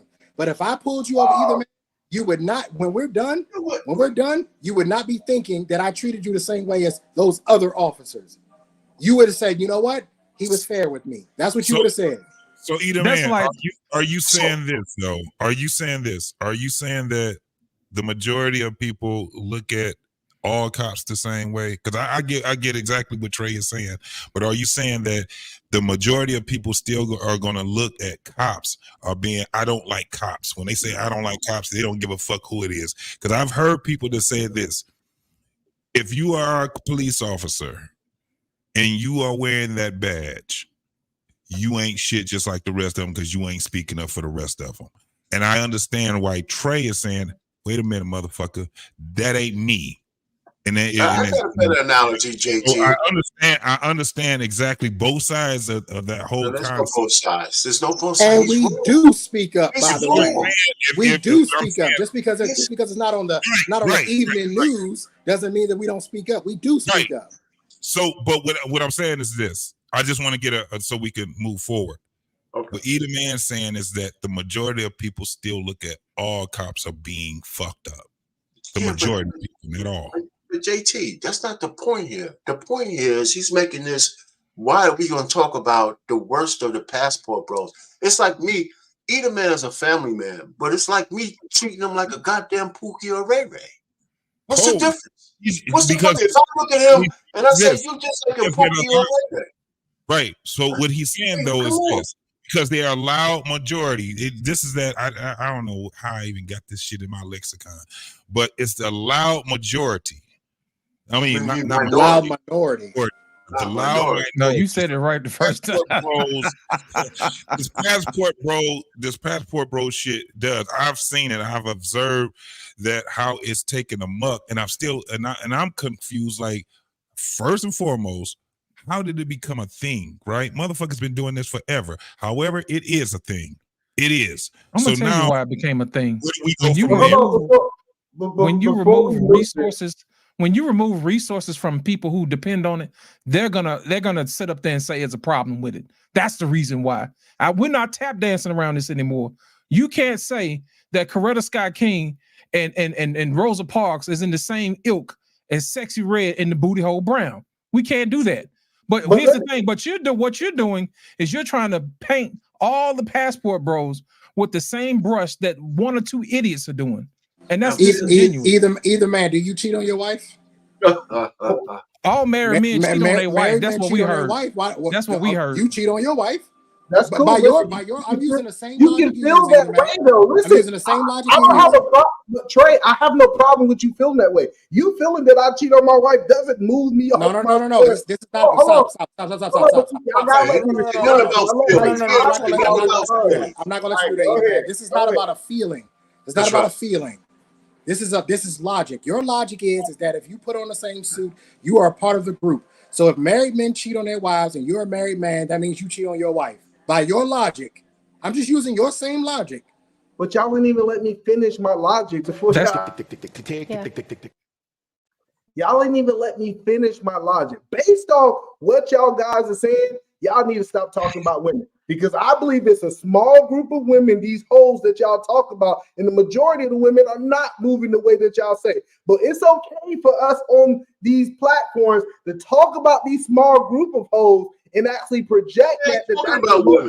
Did I not just tell J Mac that I'm not going to let Suki Hana or Sexy speak for her? Did I not just say that? You said that. I definitely just said I'm not going to let Suki Hana, Sexy Red, Ice Spice, Glorilla speak for women like J Mac. I literally just said that. You did. Yes, you did. I heard what you said, but I'm telling you, if you take the majority of these conversations, I believe y'all talking about the minority of women, not the majority of women. We're not even talking about women, though. No, listen, Damn, y'all can't No. listen. You said these conversations. Listen, either man, use your words. You said these conversations. You talking to us, goddammit. That means you say us, you're including us in the fucking group. So y'all don't talk about women. Y'all Not in y'all this conversation. now you want to listen to the point because I'm drawing a conclusion. I know it might be hard for y'all to follow along. Go ahead, bro. Go ahead. The point that I'm saying is when we talk about women, we don't talk about the majority. We talk about the hoes. We talk about the ones that we feel does not fit. So when I start talking about the passport bros, now y'all only want me to talk about the good ones. I'm asking a simple question. Why don't we only talk about the good women then? Like if we gonna be fair, if we gonna be fair, we gonna be transparent. We only want to follow these rules when it's convenient to us on YouTube. But they aren't a majority though. E, you're trying to make it seem like the majority of women are good women. That's not true. I'm trying to make it that majority. No, could you at least acknowledge what he just said? Your argument is you at least acknowledge what he just said? Majority. Yeah, the majority of women are not good women, so that's why we don't talk about them. I disagree with him. I don't think that 51% of the women out here are bad women. Are you out of your fucking I disagree. mind? I think it's higher than crazy? 51%. You know the funny part about it.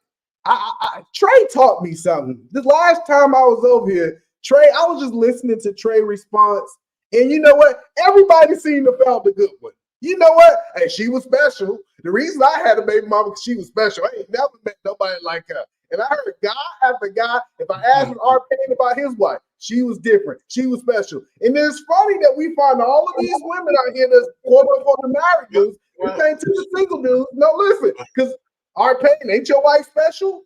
Ain't she different? So that's the point. But you don't. But either man, if you landed for a second, first of all, I'm one of the kind of guys who don't agree that most of the women are bad. They're just silent and they hide behind the rest of the bad ones. So I'm not a big.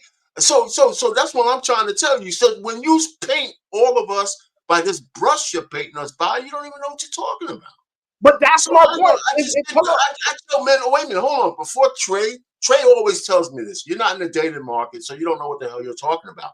And I tell men that you got to look harder than I did in 87. If you want a good woman, you got to look harder. You got to go through more numbers.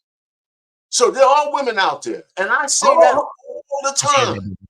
Hold on, but no. Let's just go with our pain point. So if you believe that the majority of the women, listen, if you believe the majority of the women are not bad women, and you spend a lot of time talking about the bad women, when you say that you're talking about the minority, about the bad women. No, we're talking about the majority. No. Trey, listen to what he said. He said majority. Listen to what I said, because you clearly didn't hear it. I said that there's good women out there, but you got to go through more numbers to find them. I didn't say he don't know. He don't know. He ain't been on the game 30 Trey, years. Trey, What are you talking about? I get what you're saying, Trey, and I understand what you're saying, Trey. He just went on record. We can run the tape back that said the majority of women are not bad women. Do everybody agree on that? He's not qualified, E. You didn't say that? No, I didn't. You ain't listening. Okay. Hey, E-Man, real quick, if I can ask E-Man a question real quick, and I'm going to let y'all have it.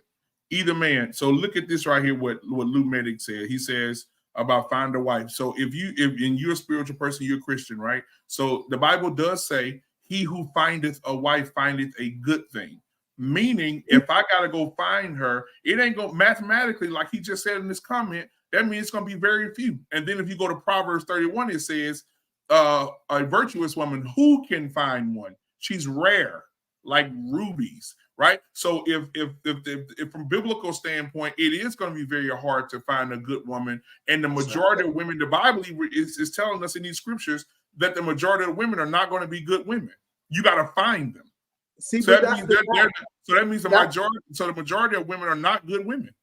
See, but that's so. Let's talk about Bible since we're gonna buy. It said find a woman. He didn't say it was hard to find. He didn't say it was difficult to find. It's saying that she just have a covering. That means a covering where you can't see her as easily. Like we put these words in that is not what that that's says. Not what That's not what that says. No.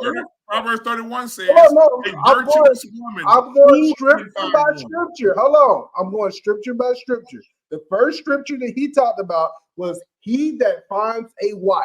He didn't say that that was going to be difficult. It didn't say that it was going to be challenging. It didn't say none of those things. It just said that you had to find her. That means that you had to put in some, to find something, you have to put some effort in.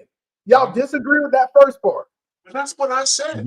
Okay, go to the second one. Go to the second one. Do you have to be in Let's go America? to 31. Let's go to Proverbs No, 31. Come on. So we Don't not stop. saying that you have to. Come on. Ask me a Don't question. stop. Don't stop. You on a roll. Come on. Yeah, Proverbs 31. Come on. All right. So then when we start talking about Proverbs 31, we start talking about a virtuous woman. I believe a lot of women don't follow God. They don't have the lining of what it takes to be a virtuous woman, right? All right. That means the majority of women are good. Hold on, no, listen. A virtuous woman and a good woman are two different descriptions. Do you agree with that? No. See, that's what I'm saying. If you look at virtuous, up the definition of virtuous, and you look at the definition of good, it's two different definitions. So first of all, for you to be a virtuous woman, you have to be a woman that follows Christ, right? You have to be a spiritual-led woman. But can you be a good woman that don't believe in God? Yes. Stop. We're not going to move the goalposts. No. We're going to answer what Black Man just said. You just tried to move the goalposts. We're going to deduct 2 points. No, we're not going to do that. Answer the man's question. Answer the man's question. I did answer his question. Maybe you didn't hear me, but I answered the question. No, you're not going to shame me, sir. You're not going to shame me, sir. It's not. No. You're going to talk. I'm going to talk. We're not going to do that tonight. We're not going to do that tonight. We're not going to do that. Listen, let me explain something to y'all, man.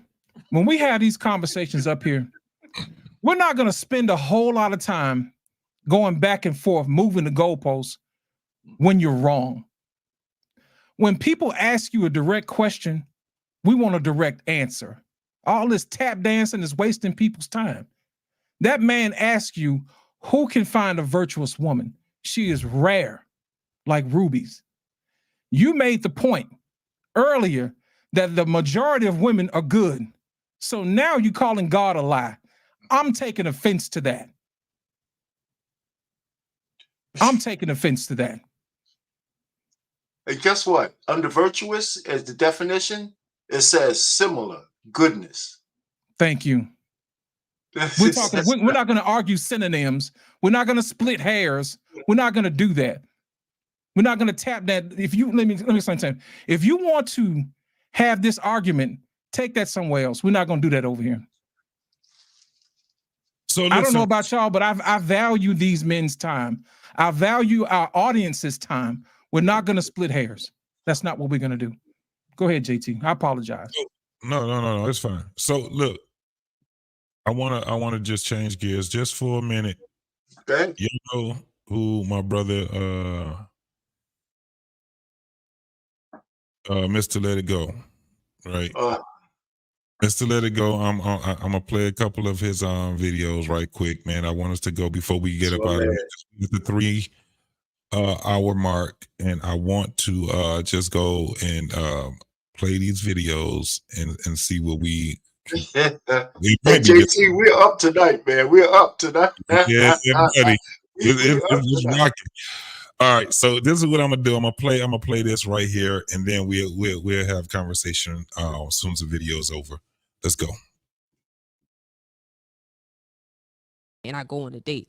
You were ready to jump off a bridge, but you just sat here and told me you didn't want a relationship. A lot of people just want to be in a relationship so they can have unprotected sex. And they don't really want to be in a relationship for real. They don't want to go through the relationship stuff for real. They just want to have unprotected sex with a person that's not having sex with somebody else for a long period of time until they get tired of them. And then they're going to go have unprotected sex with another person and do the same shit with them. I've never thought about this before, but you made me onto something. Yeah. Like, it's all about unprotected sex. It's all about unprotected sex. Yeah. Like, because you're right. Like, the only way for me to guarantee that you're not doing it with anybody else, or for me to kind of feel safe in this space and I have to worry about who else you're doing this with is, well, baby, let's be in a relationship. Yeah. And it's like, that's why we be trying to figure out why our boyfriends act like they don't like us.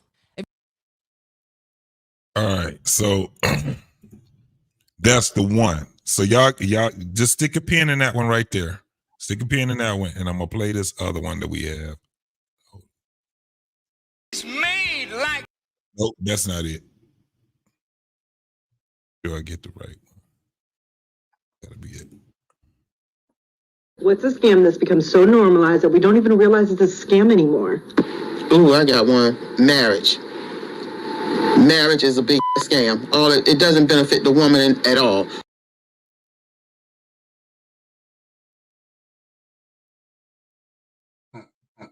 That wasn't the one that I wanted because it showed the whole thing. And it was, but you guys get the gist of it. So the first one was, all right. So this is what we're gonna do. We're gonna do this first one. Is it a bad thing for a man to get with a woman because he just wants to have unprotected sex with her? Exclusively, where he doesn't have to use condoms and all that shit or whatever. Is this a bad thing? Is it a good thing? How do we even look at this shit right here? Do most guys have relationships with women for the simple fact that they want to have unprotected sex with them? I'm gonna go with Trey Ferg first, and I'm gonna see what he got to say. I'm gonna go with Okay, so I don't know. I can't speak for 2023, 2024. I would think most men would want to have sex. I don't think that if you just look at this space, and a lot of those men are just not getting those opportunities. I think almost everybody, I always go with the adult age, want to have sex. Whether they have the opportunity, it's hard to say because, you hear a lot of guys who, if you listen to these statistics, half the guys seem like they're not having any sex at all. They'd rather have a Xbox and a bottle of lotion by their side. But I think the scary part is, you cannot afford to have unprotected sex today.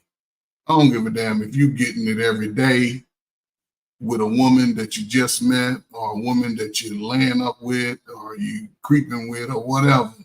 This is not the time to be having unprotected sex. One, that package is running rampant in the community.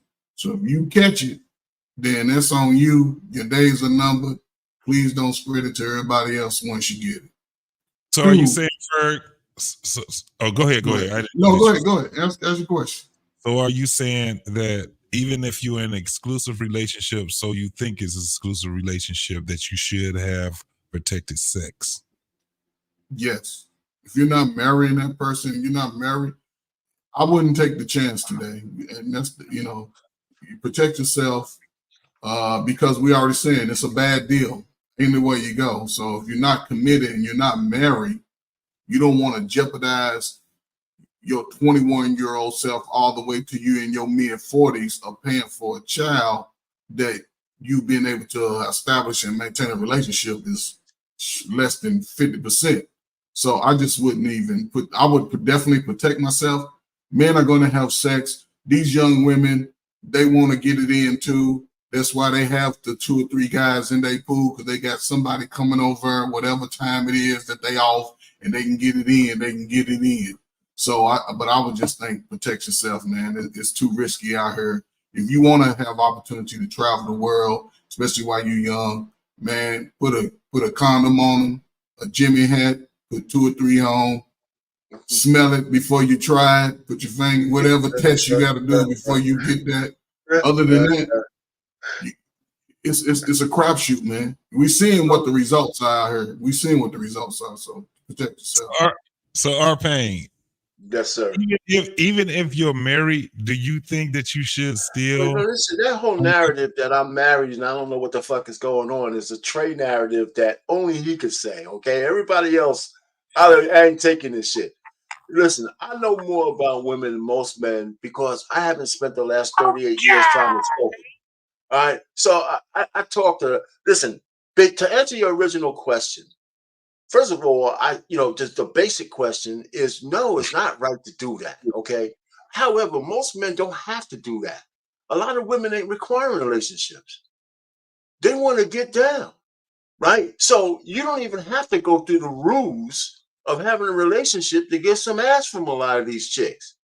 Okay. So it is wrong if that's what you do. But again, you don't need to do that anymore. Back in the day, women used to you had to have some kind of promise of something back in my day, for the most part, for most of the women. Today is not true. And I go with Trey. If you're going to fool around with a woman, understand your consequences of going raw. And let me also tell you, nobody says this, but most of the women these days who get raw dog, they're telling those guys not to put on a condom. Okay, so Trey, God damn it, R-Pain, I agree with you 100%. Everything you said, I agree with Thank you. you, sir.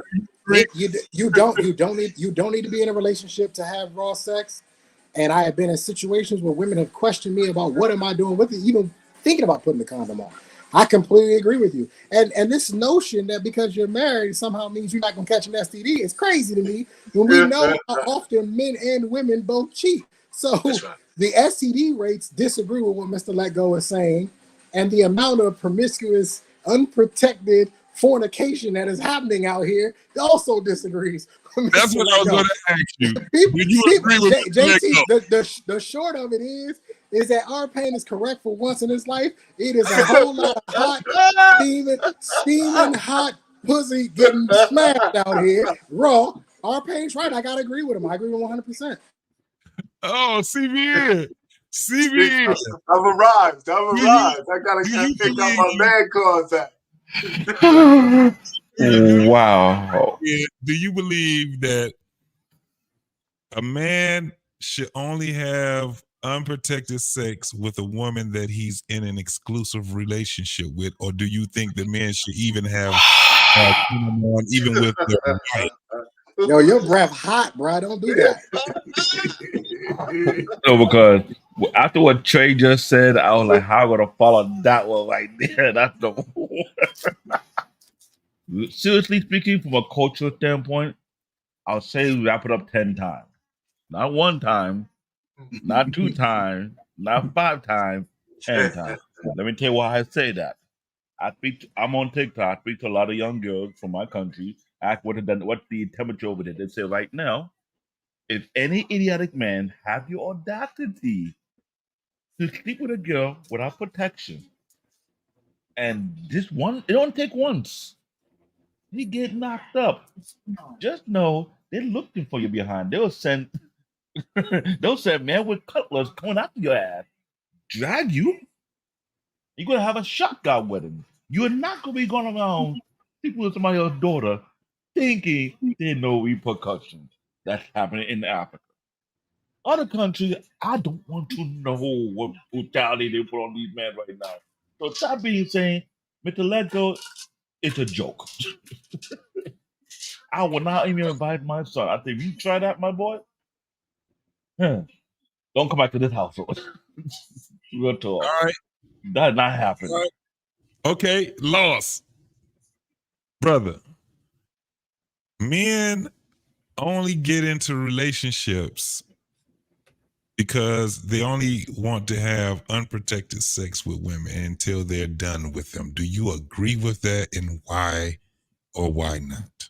It depends on the man. You know what you really want, man. Most guys today, they already know, I'm not finna get married.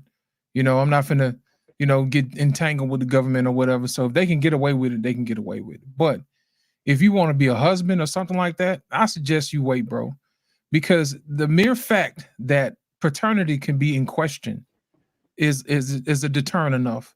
You know what I mean? It was just like I think Melanie King had a show where she had a guy that was down at the deletion clinic, and like 30% of those guys weren't even the father. You see what I'm saying? Who wants to deal with that? You got guys on the hook for years of child support, and that ain't even their kid. So they even had to institute a law in Tennessee where it's mandatory now that you do a paternity test before you even go on the birth certificate. First Now state the in the fact, now the fact that they have to do that is all I need to know.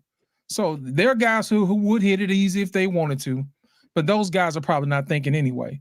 My thing is this: it's not so much as getting a woman pregnant; it's catching something that you have to keep forever. You see what I'm saying?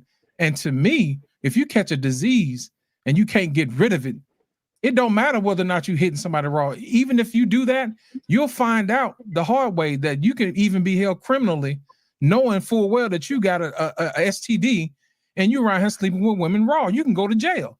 So I would suggest that men just don't do it. You know, find your woman, get married or whatever, and do it the right way. And don't, you know, throw your junk on the crap table of life. You know, don't do that. Right. Most definitely. All right, y'all. I got another video. I want to go ahead and I want to ask. Should I we would say this. I would say this with the men in that position, just make sure that you make your intentions known. Right. You know, like if you just want to have relationships with them, just make that intention known so you will eliminate, well, you can probably try to eliminate a lot of that headache that come after in case you just want to move on. Because a lot of times men don't state it. They just say what they got to say to get the draws.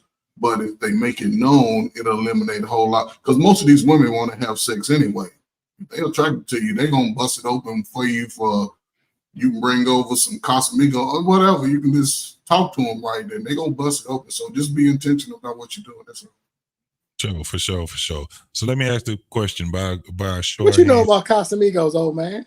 By a show of hands. How many of you guys think that men are zealous and jealous and territorial? By a show of hands. Do I Zealous. think what? Do I think, say one more time, JT. How many of you guys think that men are zealous, jealous, and territorial when it comes down to that woman? Damn, I gotta raise my hand too. So No, don't do it because of peer pressure. Now do it because you feel it's in your I'm heart. gonna do it because I watched this video for a minute and the Honorable Louis Farrakhan said this right here. No man wants you to give your attention to another man. That's out. Am I lying, brother? He's made like God. God say, the Lord thy God am a jealous God. That's right. I don't want you, Israel, to have another God beside me. That's it. That's the way a man is when he love a woman. He don't want that woman looking at nobody. Am I lying, brother? So let me ask you guys. Are you overbearing when you have that type of an attitude when it comes down to your woman? Are you that man are you insecure? Because a lot of women would say that you're insecure. If you A lot of women would be wrong. Let me just go first. Let me get it. I'll be real quick. They're not wise. No, you don't have to be overbearing if you pick the right woman. Like that's why I tell men that your woman has to be more enamored with you, or as much, and you have to be sure about that she looks at you as the one. Because once a woman looks at you as the one, she's not looking anymore. So when you hear women out there saying, so that takes care of a lot of that. If you're confident in that you can read somebody. So if you ever hear a woman that you're courting says that she wants you to be more in love with her than she is with you, don't go any further than maybe busting the cheeks, because she's still looking. She's still looking. So your one, my wife is enamored with me, right? It makes me confident enough that I don't have to worry about it, right? Now, you could be wrong, but I think I know how to read women a little bit better, only because of the way she acts and what she chooses to do for me. And because you got to look at it can't just be words. It's got to be more than that. But if you're not attentive to that, you might miss it. You know, so that's my answer. I'll end it there. All right, Ferg, what do you think, man? What's your contribution? I mean, I can speak from my own experience. I appreciate the fact that my wife goes as hard for me than she does, you know, and, you know, she has no problem letting you know. You can walk out, you can crawl out, you can get carried out, you can have an open casket, you can have a closed casket, you can be cremated. but that's how much, looking at the time that I've been around her, that's how much she's going to, that's how hard she's going to go for me, and that's how much she's going to protect me. So in knowing that, it gives me the comfort to know that I can do what I need to do to always be the man that I am and be the one that can provide her the advice that she needs when she's trying to work things out, be that level-headed person coming in with the word to say, despite this, we can still do what we need to do. So I think just being in that space today, there's nothing, and as far as me, I don't do a lot of talking if it comes to protecting what I know is mine. And knowing that she got my back, I'm going to bite your neck off. I'm going to do whatever I got to do to make sure that I'm doing the best to protect my house, my family, and I make sure I get a dog that, like I got a German Shepherd, and if you ain't smelling right, she going to get you too. But I think, what I'm saying, in that capacity, as far as a husband, yes. But as far as a woman out there that I was dating, and it's like, okay, well, you still got the option to choose who you want. I'm not gonna keep you from it. If you choose someone outside of me, good luck. Thank you for saving me a lot of time, wasting a lot of energy and resources. And then I can go find someone that can look me in my eye and say, I'm with you. So, I don't know. It's hard to say today, man. Most definitely. CBN, how do they do it in your country? You already know. We already know. Oh, don't be offended now. You just told us a whole damn story about how they do it in your country, and now you want to be offended. Let me play this. Even we ain't trying to set it very correctly. In Africa, most African countries, you gotta pay a freaking dowry. If you don't put that bride price down, you ain't touching that goddamn woman. Period. And they're very territorial. But what I do saw when I was a young teen, if that woman that you pay a price for did not live up to what she says she is, there's gonna be a refund. If I give your father 50 goats, you better give my 50 goat back. If I give your papa 50 cows, what? I want those 50 cows back. I ain't hearing that. They're not playing around there. They're not playing around there at all. Because I've seen men drag the woman out of the house. The mother and the father of that woman begging, please forgive her, please forgive her. She go to church. They know. Take your daughter now and get out of. Hey, I'm telling you. What I'm telling you, a lot of American women, you don't have it easy outside the country. You don't. Some of these men don't play this game. They're very territorial. I'll let you know. If you're not under his program, you get the boot. Let me ask you a question, Black David. What do you get for 50 goats, man? What kind of woman can I expect for 50 goats? And 50 goat or more? Yeah. I'm curious. I'm be honest with you. 50 goat or more, she might be a princess because you're married to the family, and chances is you might get a piece of that land. I'm not that They don't play around. When I talk about generational wealth, it's a big deal over there. Well, let me ask, what do I get for 100 goats? Man, you really asking for more. Here's my thing. I'm just trying to figure out if I'm trying to figure out what's the equivalent. I'm trying to figure out. No, these are good questions. Yeah, what's the exchange here? Yeah. Am I going to get the equivalent of what I'm getting over here, or do I need to put more goats down? No, you get better. How much for the down payment? Is it just 2 cows before I deliver the other goats?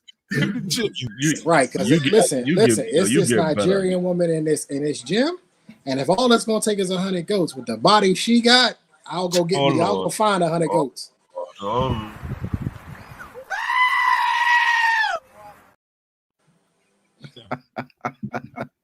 So that's what I'm talking about. Well, hey, I want to know what kind of goat. What I'm getting for 50 goats. Is that the virgin package? You know what I'm saying? Is that somebody who don't have kids? You know what I'm saying? Well, what I got to get to? What I got to pay for to get up to that? Man, It's a virgin. Because It's a virgin.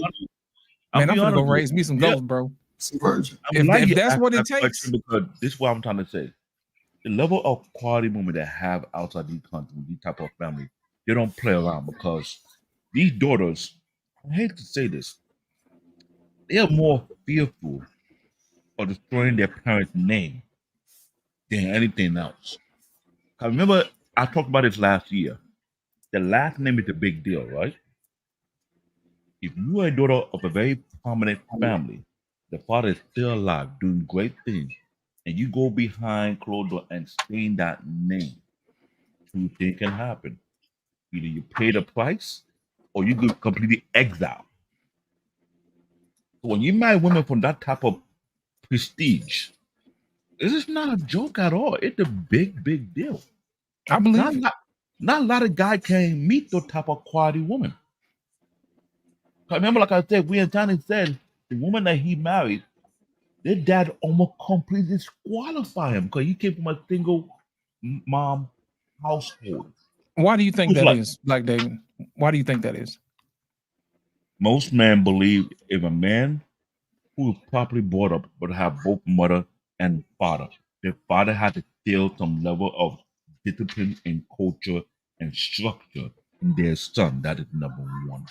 They had to also have to nurture it from their mother as well. But when they look at the man, before they look at you, they look at your parent first. You see how your mom and how your father conduct themselves.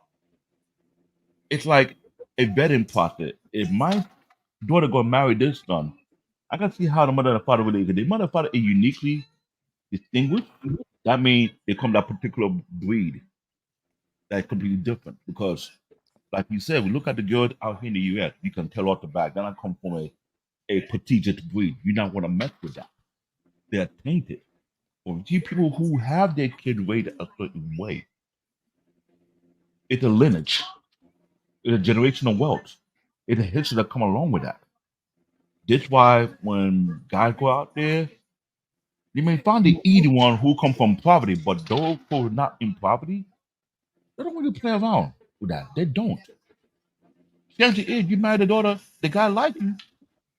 If you got no son, you could be his next son. Take over the business. And the business could be a multi-billion dollars, we never know what it is. These are things I tell people. It's not so simple marrying somebody else's daughter from another country. You know that behind that family. Right.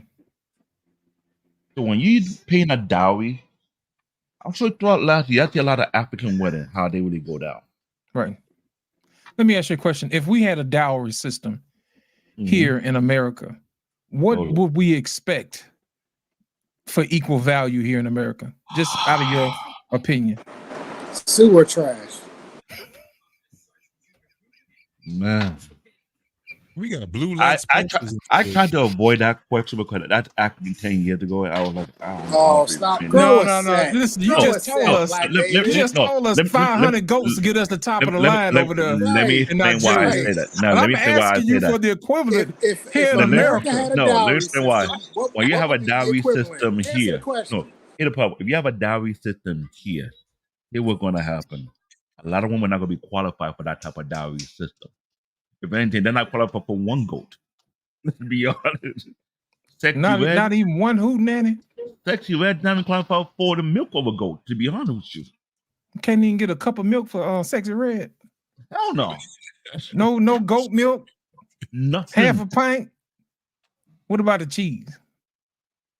No goat cheese. She might get the if she's not careful. Yeah. They don't play around. So what you're saying? In college. Well, I talked about it in college. If you have a dowry system here, do you know how many women will be disqualified? A lot. Yeah. They like, I'm not giving you a turtle for this shit. So that goes back to 2 turtle doves and a partridge in a pear tree.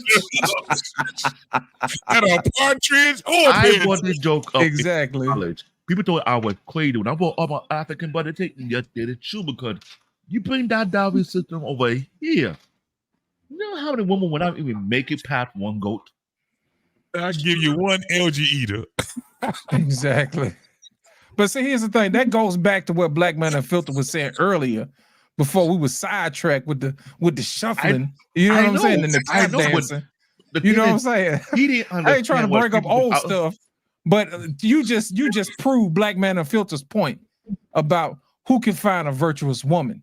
And then we had other people who want to make it seem like it's all green grass out here. You know what I'm saying? But by sheer numbers, you know, it don't support that. So I was just asking you the reason why. If you could convert, why you think I took a deep breath? If you could convert the dowry system from over there to over here, I just wanted to know what the equivalent would be, and you just let us know. It's not. This would be a great show, y'all. Hold on. This would be a great show because fuck all that passport. We'll use that shit, but I think that we should be able to have a conversation about the real value of the women, because I think it goes down to the value of women. Because even when even man was saying, I was just like, yeah, I still agree with what he was saying when it came down to getting women. But if we're talking about the value of a woman, and we talk about some goddamn goats and chickens, and are you worth 50 goats? You know what I'm saying? Are you worth 500 But here's the thing. But here's the joke. That'd be a hell of a damn title. You know what? I think we should get a picture. We should get some women, put them up on pictures, and see how many goddamn put a scale of women on one side and then some goats on the other. Well, I'm telling y'all right now. I'm telling y'all right now. I'm selling the whole farm for Bernie burgers. I'm just letting y'all know right now. Don't be surprised. I don't want y'all to act crazy when I say. When you asked me that question, I'm selling I was like, "Oh farm, no!" The entire farm for Bernie burgers. Because it is. We're gonna have to hold on. JT, we're gonna have to burn this whole entire show straight to DVD. Hold on. Lost in translation, JT. Let's be honest here. Throughout last year and year before that, they have been posting a lot of weddings, right? You look at African American women, how they conduct themselves, right? When you look at African wedding, be honest with me, and I'm not saying to take my word for it. Do you not see a level of prestige when they have African wedding compared to American wedding and how they conduct themselves? Yeah, them weddings are lavish, man. It's lavish, but they don't play around. But here's the funny thing about the culture was when people went to my sister wedding almost a decade ago, when you are a woman from a prestigious family and you well known from that community, all the elders from other families, they're coming, right? They're wearing their great outfits. It is a known culture in our country, mostly in the wedding. We throw money on the bride as a way of blessing her. But mind you, she is fully clothed. If you are that woman that draws the ire of a lot of these uncles and these elders because they would their son can marry you, the amount of money they're spraying on you, it can range from a couple of thousand to almost $500,000. Yes. That's what's up. Look what Lou said. He said with extra controllers and unlimited access to steak and potatoes. Lou, you're wrong. Lou, you're so wrong for that. Oh my God. Hey, so JT, you got some more questions? This is what I was talking about because I watched 20 weddings I watched 20 weddings last year, and I was looking at how much money they were spending, and they were spending a whole lot of money on the bride. And a lot of these elders, they're not regular elders. They got wealth. They got riches. They got resources. So let me ask you this. Let me ask you this, Black David. Why is it that they have wealth? Please give us a short answer. Yeah, please. 2-parent household. They keep it within the family, and they make sure they build on and pass on to the next generation. That's simple. Okay. How come we can't buy that here? Do we? How much of them Nigerian goats, man? I think we can convert the system over here to get this thing started. We may not be able to benefit from the. Listen, Trey, we may not benefit from the future, but we can at least get that thing started for the next generation. You know what I'm saying? Lost in translation. The price I mean, technically, between $40 and $65. anyway. We're supposed to be doing. We're supposed to be setting it up for the next generation anyway. Right. So, the cost of a goat is $40 to $65, depending on the supply, and and some goats can go up to between $1,000 if it's a good male. So if you got a good group of male goats, you can get close to 1,000. Good breeding female, you get about 500 to 1,000. So if you get some baby goats, some little does, you get about 250. So He get the picture. He get the picture. So imagine $50,000 on your wife. So basically, it comes back down to 20 in the front and 40 in the back. You know what I'm saying? Hey, Lost, it always comes around full circle. It always come back around full circle. Don't it though? And when you asked me that question, I was like, this is not going to look good right now, because when you say bring that David Simpson over here, I'm not going to lie, on a college campus, you got into a fight over this, because we were telling people not many women were not going to meet the David Simpson. They think I would play. I think you have no idea. It's not that simple. I got a couple of snails. I got 20%. Yo. Hey, your boy got an answer, man. He said, CBN, how much can I get for Meg the Stallion? Yeah. Less than about 20 goats. You got to throw a cow in there too, a chicken, a couple chickens or something. She ain't getting no They cow. don't use cows. They don't want no cows. No. She's not getting a cow, because first and foremost, who's her parents? Oh wow! Meg the Stallion can't even get no, not her specifically for the Meg the Stallion type, bro. Body wise, body yada. They don't care about they don't care about the body, because they found plenty like that with the body. You think I'm trading in 300 goats for a flatback? Let's play this. Let's play this. Africa, we don't have flatback that easy. That's why Clement's asking, brother. That's right. Yes. Maybe if you're looking for an African version, not a mega star, you may get like maybe 4 or 5 goats, or maybe 10. But there are a lot of ones that you gotta. I can do 10 goats now. Come on. Let me tell you why I say that. You get a lot of them body wise, but you're not asking about what's Hey, coming from. you doing the math? I'm doing the math, man. Hold on, I can tell you exactly how much it's gonna be. She said 45 goats.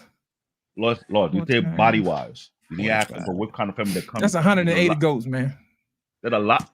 Oh yeah, there's a lot of women in. No, that's $180. I can do that. Yeah, that's about 5 goats. There's a lot of women in our country that got body. That was my bar tab. Let's let it go, man. That's not. What you're not asking about is the prestige of the family they're coming from. That's a different story. Okay, so Adam, come on, CBN. You keep taking us the long way. You long shot, man. Like lead attorney, bro. Like, listen. Give me a Meg the Stallion type body wise with the prestige. She comes from a good family, great family. What we talking? 100 goats, 150 goats, 200. 200. Yeah. Shit sold. Let's go. Done. CBN, we getting up there. We going to Nigeria, baby. You know why? Do you know why? There'll be other people competing against you for that woman. That's all right. You keep going up. It'll be a goddamn nation of goddamn goats. Oh, hold up. On these dowries, they do it like an auction style? Dude, you ever see one whereby, she got like 20 suitors and she turned them down and they keep coming back begging the father to she have not picking. When she picks, she picks. Oh, now you really talking my language. I love a good competition. Now we're talking. So they don't play now around. We're talking. They gonna be getting all kind of guys. I'm finna give me some goats. Hey, JT, you gonna have to make this a topic, JT. Hey, Trey, I'm gonna have to give me some ghosts with the scat pack on. Hold on, time out. If you're gonna make that a topic, hold on. If you're gonna make it a topic, hold on. You gonna get the jailbreak goats? That's it. Make it a topic. You need many prestige on this panel, because they understand these. That means you gotta have 10 or 15 hours. So man, if you're gonna be moving, that way. But you know why? When you talk with women, based on classism and how the quality of the person, I promise you, it's not gonna be as stupid as think it is. They look at the prestige of the family. They look at the history of the family. Look at your background. All across the world and see what they don't play around. Instead of buying some new Jordans and some new clothes. Hey, Ghost gonna have some strong feet. hey, Black David. I was in Ghana in January last year. I could not believe the body types and what I was seeing. Like, just normal women who worked at the front desk. Like the way they were just shaped. I was like, this is unreal. Like, Hey, Montre, don't spill out the beans because you spill out a little too much. Go top following. Man, you already put us on game with the ghost, man. No, you already told us what it was. You already told me to get me some ghosts and put some chrome feet on them. All I'm gonna have gold chains on. It's going down, man. It's going down. You told me take the windows, get a new sound system. I'm good. In the problem that a lot of people already moving to Ghana already after this. They don't want to come because back. the property is cheap. You can get a mansion for like $300,000. Yeah, telling the truth. Yeah. Remember JT? Remember the video? Remember the video I gave to JT? Yeah, remember? Yeah. Okay, then. My man, he had the hookup. But hey, this is my last video, man. We're gonna do final thoughts after this right here. This right here is not. It definitely changes the game. I just wanted to put this last video out here on, and then basically we all probably gonna say the same motherfucking thing after this video because it ain't what you think it is. Let's go. You can't answer the question with the question. Yeah, define the woman without saying woman. What is a woman? That's a stupid question, dude. That's a dumb question. What is a woman? It's not a trick question. What is a woman? Someone who identifies as a woman. You can't answer the question with the question. Yeah, define the woman without saying woman. It's a social You're in college, paying for an education. What is a woman? How about you talk to someone with media training? How about you talk to someone? You don't need media training. It's not a trick. What is a woman? You can't answer the question with the college kids of America going hundreds of thousands of dollars into debt who think it's a trick question when you ask them what a woman is. That's the whole thing of delusion, y'all. Yeah, the kind of man remind was us of a little conversation we had a few minutes ago. He was less than half a cow. Haymakers, bitch. I just wanted to put something on the people's mind that this is the world that we living in right now. It's fucking delusional, where you have a lot of these college kids. That's why my man was on the college campus, and I guarantee, even over here in Michigan University, University of Michigan, Michigan State, you're gonna have those same stupid ass goddamn answers. They can't even answer what a woman is, and we have a problem with this shit. And we have people that we all know that subscribe to this dumbass shit. Gotta change the way we think, y'all. Hey, JC, let me add this too. When you get a chance, go watch a documentary. Matt Walsh did an excellent job with this documentary called "What Is a Woman." It was an excellent documentary. Yes. To add on to what you're saying, JT, because it also highlighted the fact these motherfuckers don't have no fucking clue what a woman is. They cannot define it at all. At this point, it is probably the most confusing question to ask anybody under the age of 40. Yes, absolutely. Absolutely. This is where we got to stop this bullshit in 2024. We got to start speaking up. And we've been speaking up in 2023, no doubt, but we got to turn the motherfucking shit up. I got to say this. And I got to give credit to Black Man Unfiltered Network, us, the guys that's on this motherfucker, because what nobody speaking against those alphabet people until we really start speaking against it. And I seen how, and we had the motherfuckers to come up on the motherfucking platform. Now it costed a little bit, fucking with us. But I guarantee now you seeing everybody on their platforms. They ain't scared now because they, everybody's scared of these buzzwords and shit like that. But I gotta say, but nobody's speaking on it until Black Man Unfiltered had a couple of shows. Is that what cost him his monetization though? That was one of the things that cost him his monetization. You, Arpan, you really got to ask that question. You know what time it is out here in these streets. I mean, because I do, but you know what? I thought we were real tame with that dude. No, it wasn't him. It was the little following. He ain't got a big following. Even when it came down to the other dudes, when we were talking with those guys, they had people that came on their platform and was trying to fuck with black Okay, men. well, you have to go into it. I could dig it. Yeah. So, but what I'm saying is that we have to start picking up on all of the bullshit that's out here, not just that shit, but that's part of it too. We have to start speaking up against this shit, even when it comes down to the motherfuckers that's in our lives, anecdotally. When we start listening to these people saying dumbass shit, I'm talking about all this shit. We gotta start fighting against this shit, man, because it's fucking with the next generation, and they're gonna think that this shit is fine as long as we stay silent. Got it. That's what it is, bro.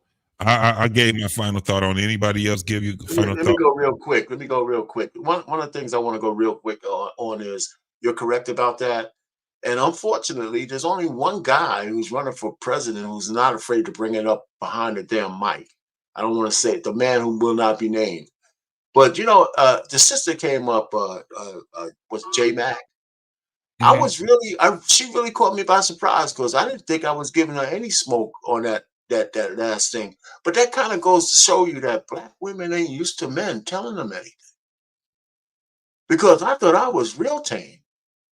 She made a step, and that's why she caught me by surprise. What smoke? I really got to go back and watch that goddamn video because Yeah. I just thought I just answered her because I thought she was kind of a little bit out of line, but because you was painting black men with a broad brush, which I'm tired of hearing about, you know. So, but I really didn't know I was giving her smoke. But I think that's a lot of black women ain't used to men saying anything to them. They're just not used to it. That's kind of indicative of certain things. So, and as far as what you said about the alphabet community, you know me, man. I've said it, over and over again. But the generations we have now, I don't know. They're kind of lost. We need somebody from the top saying we're going to get a lot of this shit out of the schools. Do you know that I'm going to land it here. The American government in the last budget have the budget in the Army and the services where they're paying for drag shows for the soldiers. Drag queens to come in I said, what the hell is this about? Our fighting men are looking at drag queens. And one of the high-ranking generals or whatever is a transvestite, right? And I'm saying, man, what the hell's going on? Anyway, but that's it. That's where we're going, man. I'm gonna make it quick. The one question you gotta ask me about the dowry system, I never want to equate in this land because that's gonna be a show, partner. You can get rid of this. We're gonna have you as a guest. I knew you're gonna be the guest of the guest of honor. I knew it would have struck a chord because a lot of women don't want to hear the brutal truth about them and their culture here. When you use their dowry to show an equation level of who they really are, what their worth is, they will be shocked to find out you're not on that level at all. You're not really that worthy of anything. It's that bad. That's why when you asked me that question, I had to look up and say, wow. I thought I avoided the question for over 20 years. Now it come back and haunt me. Because that was something that we brought it up. And when we were trying to explain to people, the moral value is not the same. But it's not. So once you don't have it, there's nothing I can tell you. Other than that, Black David, people got mad at Kevin for saying that they was a 5. You know what I'm saying? Could you imagine if Kevin was alive and said, "Baby, you ain't even worth 2 goats"? Oh, please don't tell me. Come on, man. Come on, man. That'll be so comical. Hey, but you know what though? Let me tell you why this is. You guys have got to do this show. You got to do this show because I watched the first season of Bridgerton, and on the first season of Bridgerton, what they had is a situation where the girls weren't getting picked. Yes. Like the girls weren't getting picked, right? And it was pretty much like the prettiest girls got picked. And so when Lit makes that correlation of, could you imagine if, somebody only offered you 2 goats? I think we need this reality check. A lot of women are living in delusion thinking that they are something they're not. They refer to them as 49ers. And because of the market, you're a 4, but because of the market, you think you're a 9. And let me throw something.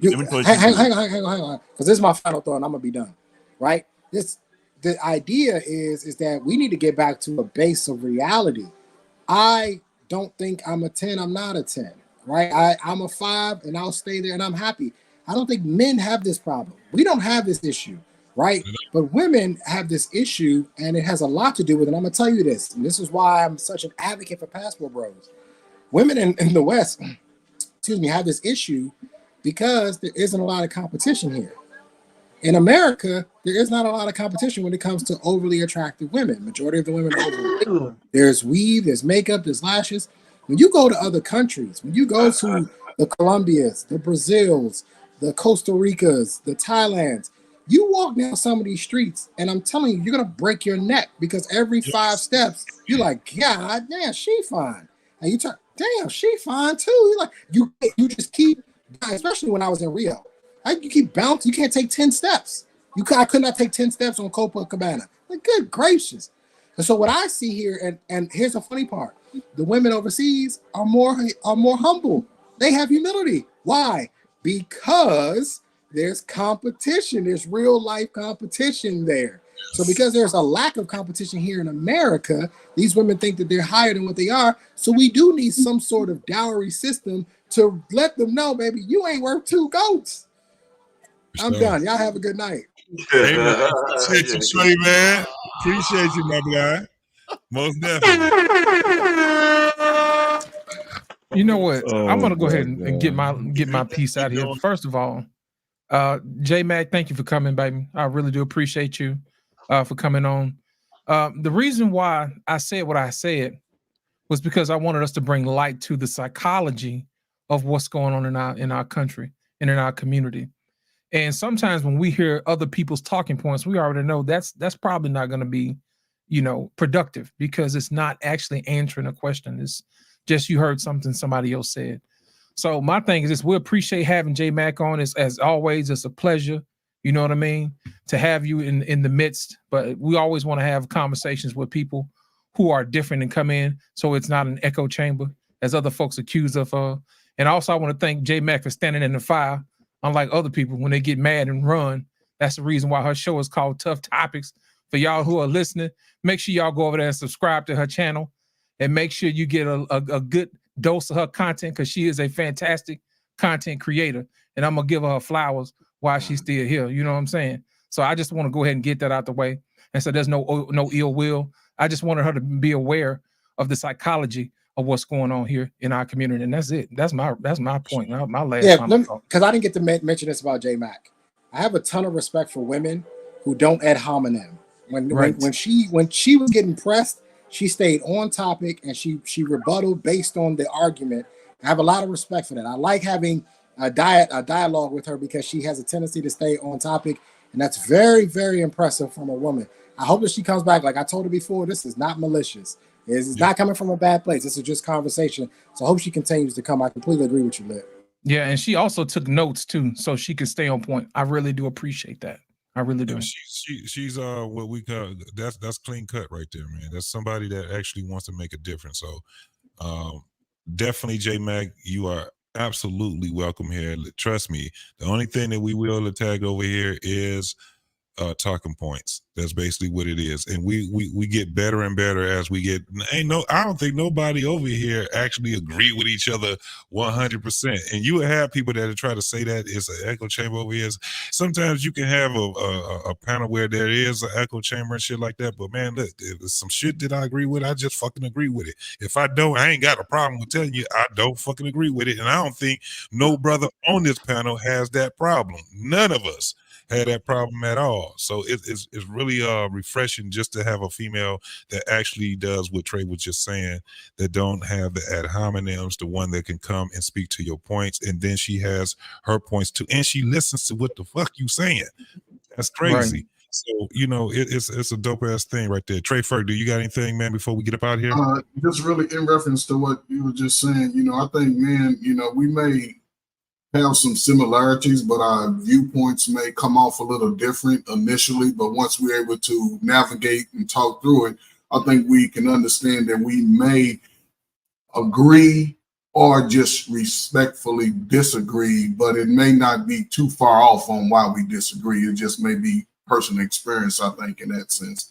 But as far as the last video, as far as women, what is a woman? They sort of changing the definitions now. As far it can be used as somebody who identifies as a woman, but we know technically female biologically is identified at the birth when the baby comes out and it's viewable as a female.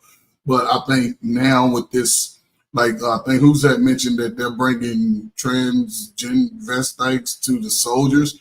If the military is pushing this type of rhetoric and behavior, it's going to spread. And you've seen it over the last 6 months of the year, how they're pushing this narrative to the poorest of people. The poorest of us will suffer from this because, one, it's going to entrap both the young male and the female, because if they're not having relations, we're not breeding, we're not having children, they're not getting along, they're not working together in the community, they're not generating any type of incomes within the community.